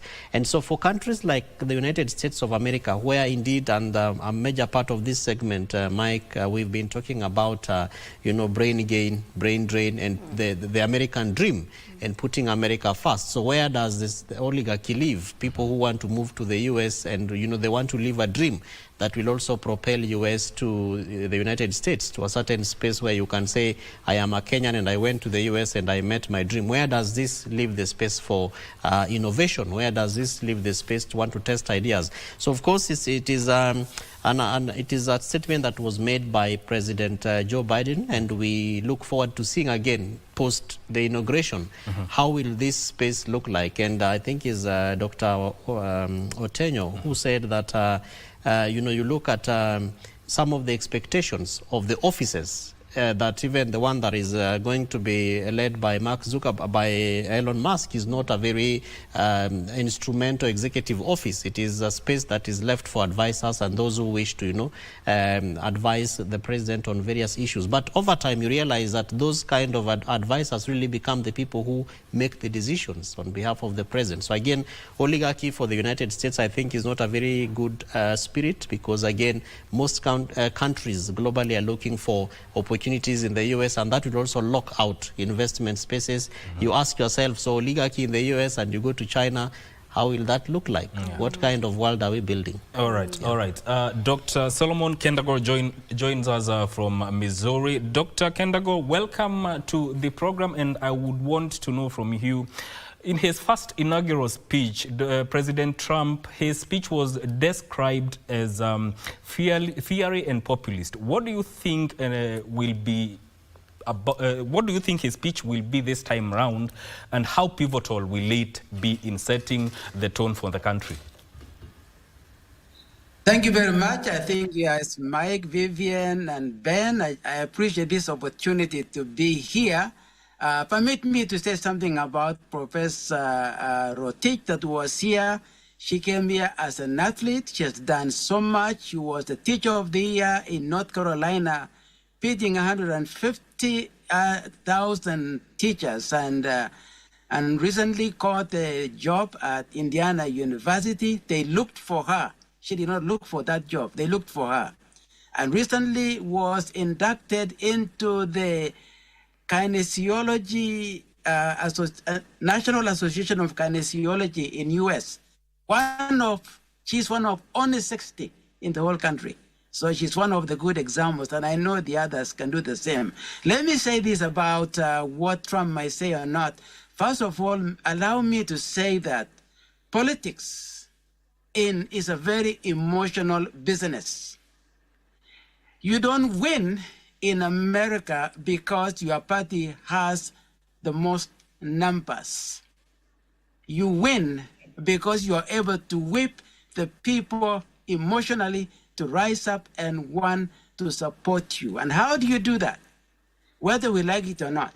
One is to create fear that if you don't elect me, the country will go down the drain. And so the things that Donald Trump said about, this country is becoming a trash can, were things that you wonder, how can anybody say those things and be elected? How can anybody say some people are eating dogs and cats be elected? But you see, he was speaking to certain groups of people that will believe that. And so when you are able to whip the emotions of the people to begin to think, either they are afraid that if they don't elect you, the other party will destroy the country. That's fear. Or the other one is anger, to create certain anger about certain things happening. So those are things that are happening. Whatever he said, maybe he will do, maybe not. But that is how you get elected in politics here, and I know in other countries. Secondly, the idea of him deporting people, I want to say, is not going to be easy. Number one, U.S. needs internationals who are here for the economy. These people are working. They are working for companies, and they are needed. And so to disrupt that will be to disrupt the economy of the country. And then one time I was invited by executive of in St. Louis here at the city. They invited us to ask one question, and I was surprised. They said, how can we convince international students who are studying here to stay in St. Louis, and how can we convince those who have returned to come back? And my answer was, that is an interesting question. Normally it is, how can we get them to return? But because they did a study and showed that any city that has different cultures is more vibrant and does well economically. So those things will come. The other thing that you have to remember is this country is also divided into states, and each state have their own government and have their own policies. If you go to other states, they are wide open for international students. I was in Washington, not DC, but Washington State. You arrive at the airport and they are announcing, if you are an international and you want to get your papers, we can help you. Actually announcing over the phone. So you look at this country and realize that some of the states have their interest. I was in a meeting where one Kenyan was actually offered the job. They gave him $35,000 bonus to accept the job, signing. How can you even think of that person being asked to leave? So let me just say, it's not going to be easy. He will do it, but it's not going to happen once and be done so easily. And so what he will say tomorrow will be interesting. I think he will try to show that he's going to accomplish what he has said and what he is going to do, but it's not up to him alone to do it. Now, we look at things about the trade and all those. Those are interests of the United States. And so no president will destroy the economy of the country by destroying the relationship with other countries. Now, he may make some decisions that are really not very good, but or that may be threatening, but he's not going to be alone. He has the power to issue executive orders, but that does not mean he can change the law. But the law allows him to do that. But even that, there is a limit, and there is so I want to say that there is room, and my advice for Kenya is this: rather than wondering what will he do, is to be proactive. What can we do to be proactive? Other countries know what to do. They have lobbyists. There are people who speak on their behalf, and those are the people that make a difference. And let me not continue. Let me allow you to ask me questions, and then I can respond. All right, and you know, you've mentioned that politics is emotional business. So probably if you can just give us a feel of what the political climate is at the moment, or if I may say, what emotion is running around at the moment in the United States. Right now, the country is divided. There are people who are wondering, how in the world did we elect this man? With all the words that he said, all the things that he said that he's supposed to lose. So it's very difficult. And also on the other side, there are those who are excited. They say, we told you so. And it's always happening that way. And so there are people who are very disappointed. There are people who are very happy. But in this country, let me say this. They may disagree politically. And their political parties are actually driven by policies. It's not like for our country where we really, when you look at policies, there are no really policies that divide us. Sometimes it becomes more or less of a regional. But here, it is divided by policies, and they are clear. However, when they disagree politically, they do not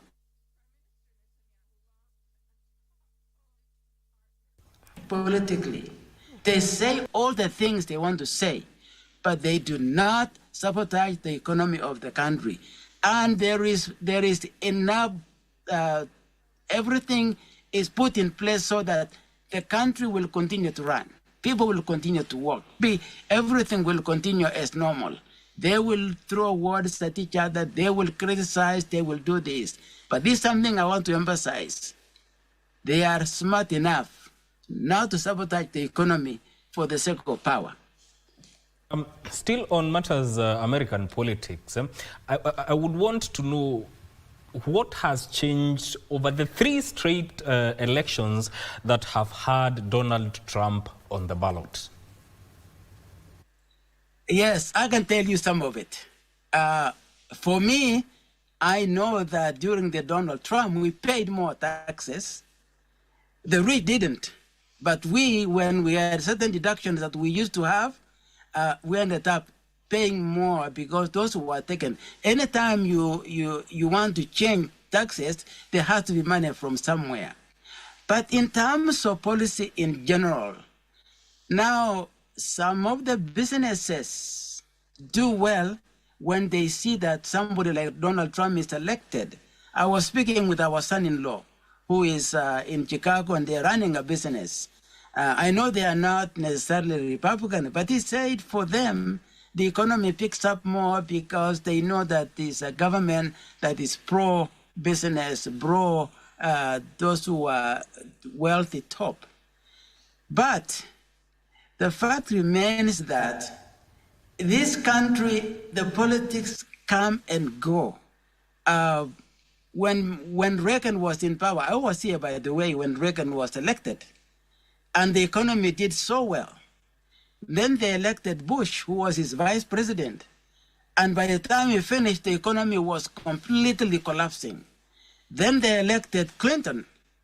And people said, if Democrats are elected this time, this country will never survive again. However, Clinton time, the economy did so well, the country had surplus. And then the other, Bush Jr. comes in, and then by the time he finished, the economy was not good. So, and then when Obama came in, everything was just falling apart. So when you look at the history of this nation, they are so used to changing. What happens is very interesting. When they elect a president, he may give the Senate and the House of Representatives. But when they come in the mid-term, they will give that to the other party. And that seems to happen all the time.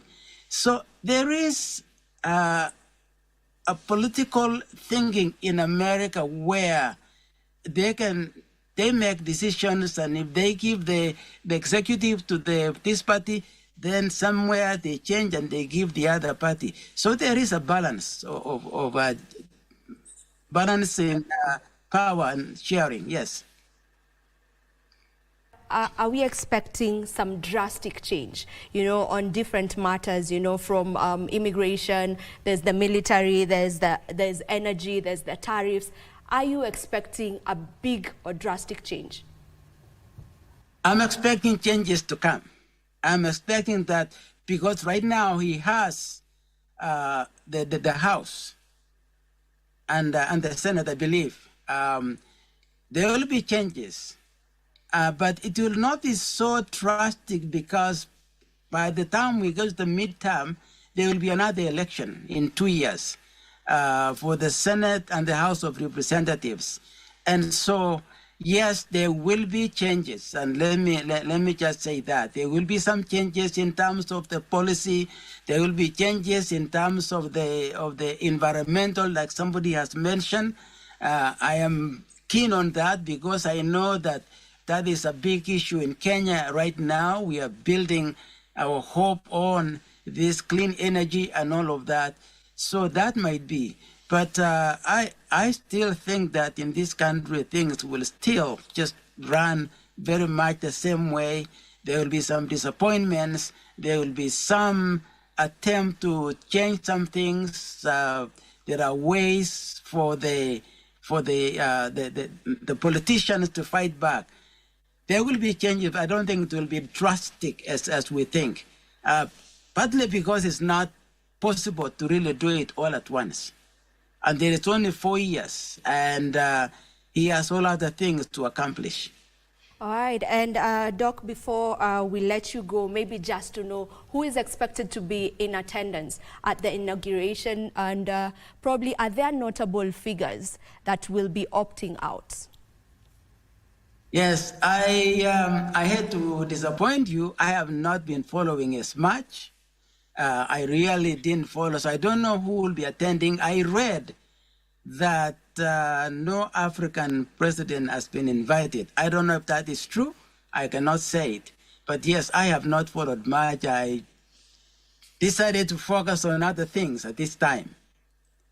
But I do read and try to follow. Mm-hmm. Okay, all right. There's something about tariffs that Trump has been very vocal on, and he has said he's going to impose substantial tariffs on U.S. Or Chinese imports to the U.S. Is this going to make the bilateral relations between the two countries contentious, and is it going to play out on the African continent, given that America is trying to curb China's influence on the continent? It will affect, and one of the things that will affect his relationship with Africa is that he cannot allow China to completely dominate.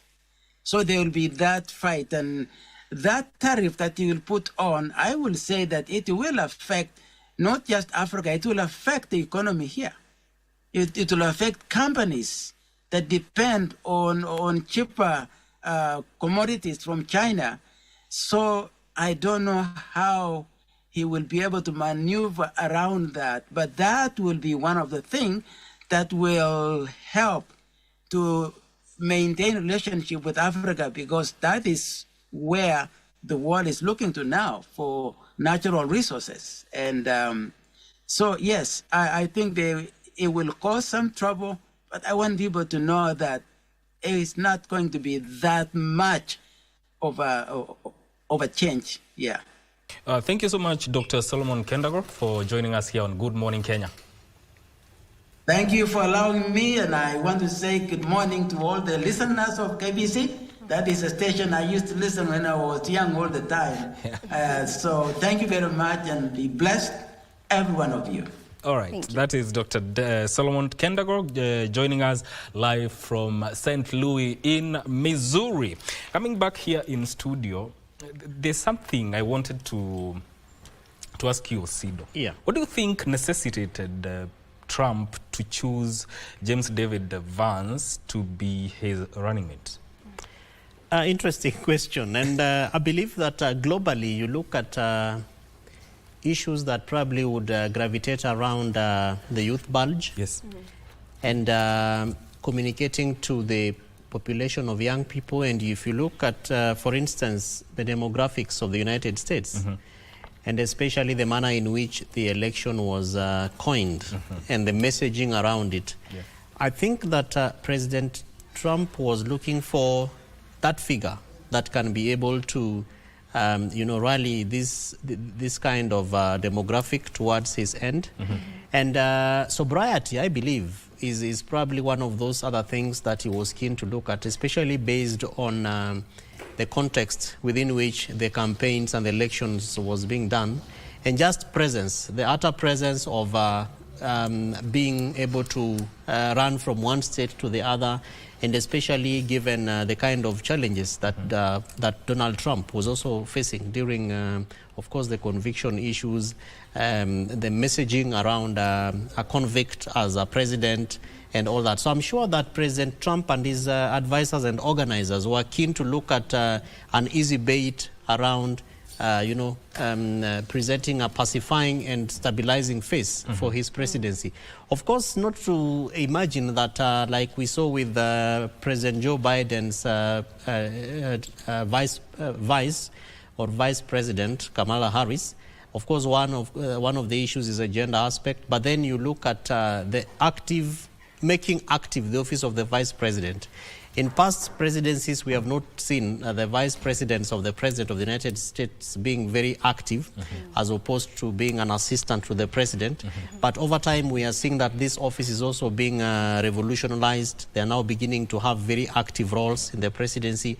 And so probably President Trump was also keen to look at a gentleman who can be able to be the face around, the lobbyists that we are talking about, somebody that can easily be approached and can be able to engage, a gentleman who probably can be able to negotiate on behalf of the very strong aspects of far-right engagements of President Trump's presidency. So from the eye of a Kenyan, not that I know Vance in any modalities or matter, but just looking at the transitions of the politics of the United States based on the context. And I think that Dr. Solomon Kendago also mentioned that you look at the checks and balances. And so even at the presidency, you're looking at somebody who is able to engage with the houses that are expected to provide checks and balances, like the Senate, the House of Representatives, despite the fact that they already have an upper number, because I think that the Republicans have around 220 members seated there against the Democrats at 215.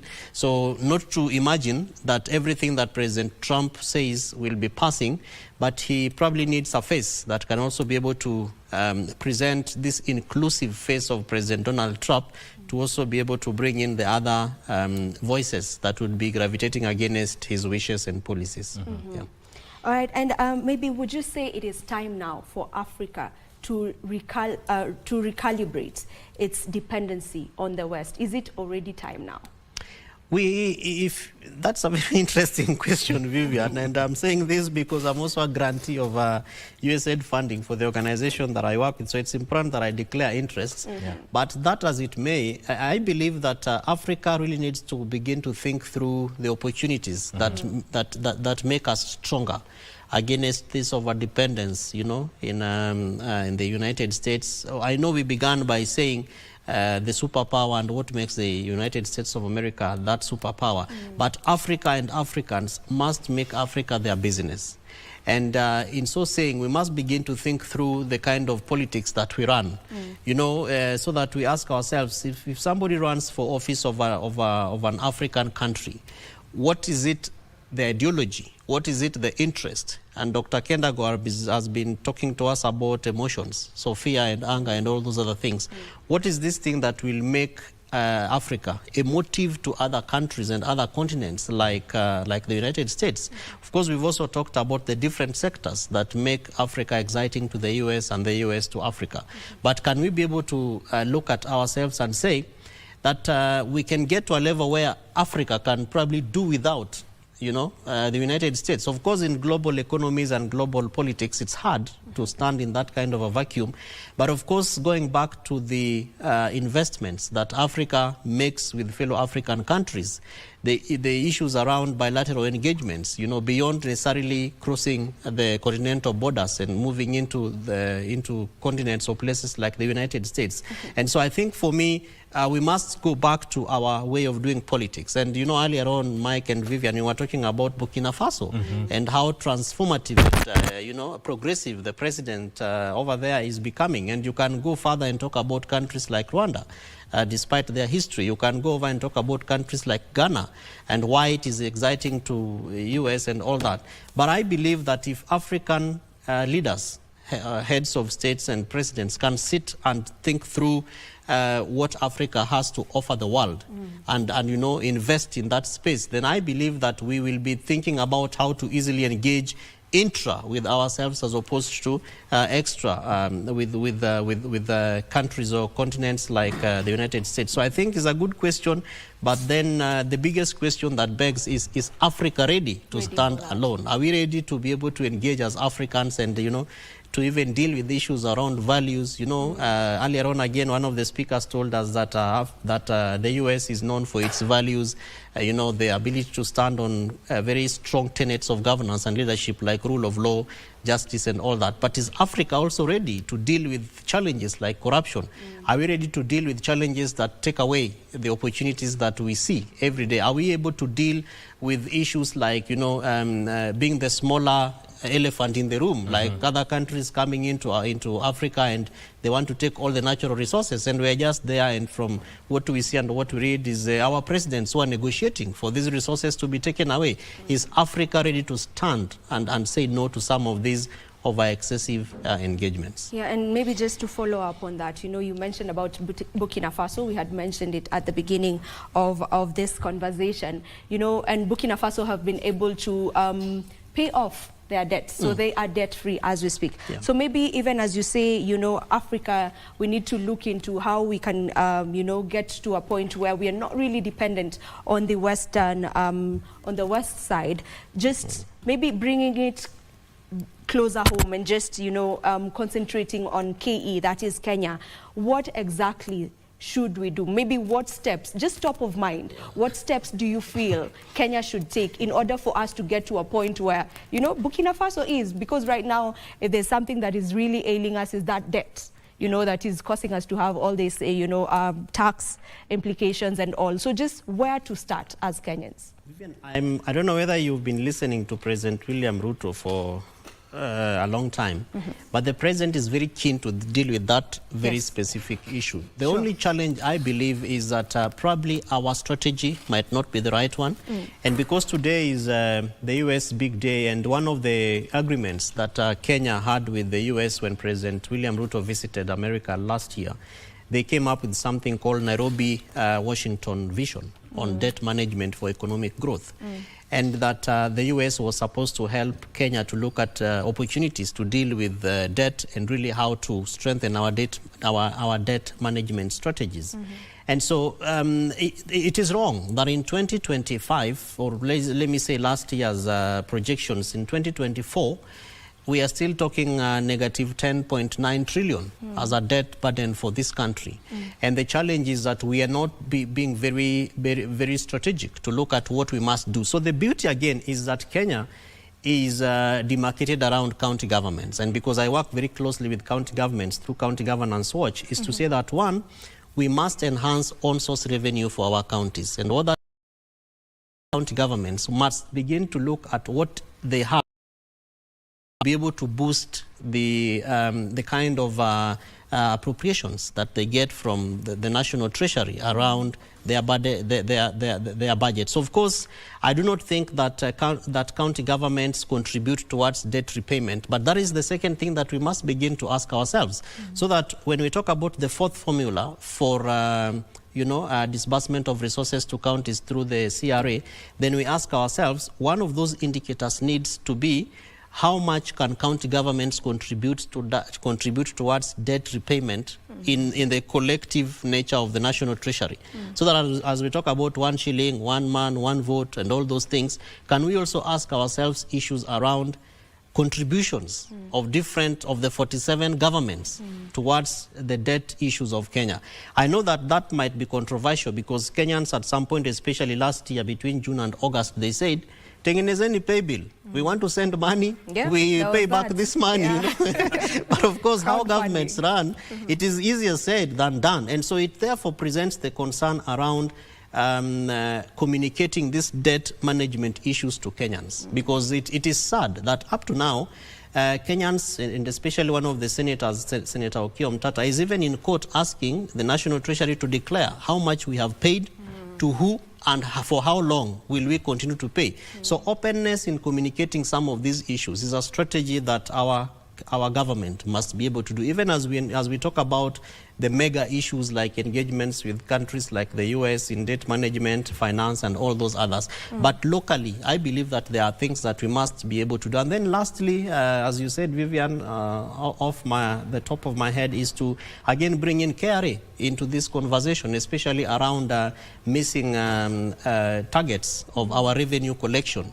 Because I think that, you know, when National Assembly sits to provide a ceiling for debts, and I believe that now we have done we've gone beyond the ceiling based on our debt policy and the law that has been passed. But you, as the National Assembly, use what are the parameters? And those parameters are based on collections and estimates and appropriations that are done by Kenya Revenue Authority. But then how come we over-project and then we collect almost 3/4 less of what we projected? There must be a challenge, and one of those challenges we have been told is that we lose 2 billion shillings per day. Who did the research? Where are these losses coming from, and what are we doing? So again, we must begin to ask ourselves, what are we doing to seal the loopholes of losses that we make, especially on our revenue, that is almost similar to what we use to allocate our debts and all that. And one of those things that we must deal with is corruption. Yeah, for sure. So finally, what do you see as the biggest takeaway for Kenya and the world at large now that President Trump is about to take office? One of the biggest takeaways, I believe that Ambassador spoke about it, is renewing our commitments and our bilateral partnerships with the US, and especially being that our president visited America last year, and many things were said, and many promises that were given to Kenyans. So we are also hopeful that moving forward, President William Ruto will be keen to rejuvenate and enhance his relationship with President Trump, and that must not be done on any grounds. It's about presidents, and that we have common interests spanning over 60 years. I'm looking forward to seeing President William Ruto's tweet saying, I made a phone call to President Trump and congratulated him, and you know, we have issues, but those issues are not bigger than our countries, and so we are looking forward to a formidable partnership. So for me as a Kenyan, not that I want to go to the US, but I believe for the biggest history of this country, and especially strengthening the commitments that have been made on health, education. Sad to imagine, as we talk about Burkina Faso, that there are stories around, the vaccine for HIV/AIDS and the drugs, that our colleagues and friends consume, that they are running out, and that Minister of Health is really troubled. And you look at the investments that the US makes into Kenya, particularly around ARVs and some of these very basic drugs that are required. So these are some of the things, including many others, that must excite President William Ruto to want to mend fences, if at all there are any fences to be mended. I believe that the U.S. Embassy in Nairobi has been working day and night to be able to strengthen the partnerships between Kenya and the U.S. And yes, of course, there is a space of the ambassador, but every day there are men and women whose role is to ensure that the embassy is working and that the face of Kenya is also shining in the U.S. And so we hope that even for President Trump, that this shining face of Kenya will be shining in in Washington, and that the White House will see the image of Kenya as a country that you cannot do without in East and Central Africa. Most definitely. Very well put. And just to let you know the inaugural order for the day, The first thing that will happen is that Trump will attend the traditional service at St. John's Episcopal Church that is just located across Lafayette Park from the White House. And then he will be hosted by the president, that is President Biden and First Lady, for tea. And then thereafter they will head to the Capitol, where there will be some musical performances and religious ceremonies. Thereafter, the swearing in of the vice president and the president will take place, followed by Trump's inaugural address. Also, a form of farewell of President Biden and Vice President Kamala Harris, and then signing ceremony at the President's room of the Senate chamber. And also the new president now will gather with aides and members of Congress to sign nominations and maybe some memorandums, proclamations and executive order. That is basically a rundown of what is going to happen during the inauguration of President Trump, which is supposed to take place later today. I believe it will be around night time here, around 8 p.m. So you want to tune in, because KBC will be bringing you that event live. Vivian? And, you know, on that note is where we are coming to an end of today's show. It has been a comprehensive look at Donald Trump's inauguration, and we've gotten to just get a feel of what this means for Africa and Kenya, to be specific. Is the relationship going to change between Kenya and the United States? That is what it's a matter of wait and see, and also just to get to know what will be in the speech of the 47th President of the United States. As Mike has put it, we will be bringing that to you live right here from KBC. So you want to stay tuned to Channel 1 just to get all those updates. I want to thank each and everyone who has been able to join us today, just to be able to make this program a success today, beginning from Dr. Eric Otenyo, Dr. Gerono Phyllis Rotich, His Excellency Ambassador David Kerrich, and Dr. Solomon Kendago, as well as Dr. Shadrach Wanjala Nasongo, and not forgetting our very own guest in studio, Mr. Osibo. Thank you so much to each and every one of you, and this is where we say Vivian, I will work hard so that next time you say doctor, then doctor. Or professor. Dr. Kevin Osibo. Yes. That sounds well, actually. Work on it. My name is Mark. May we thank you for tuning in. Let's meet tomorrow morning for Good Morning Kenya, right here on KBC Channel 1. My name is Vivian Dagwa.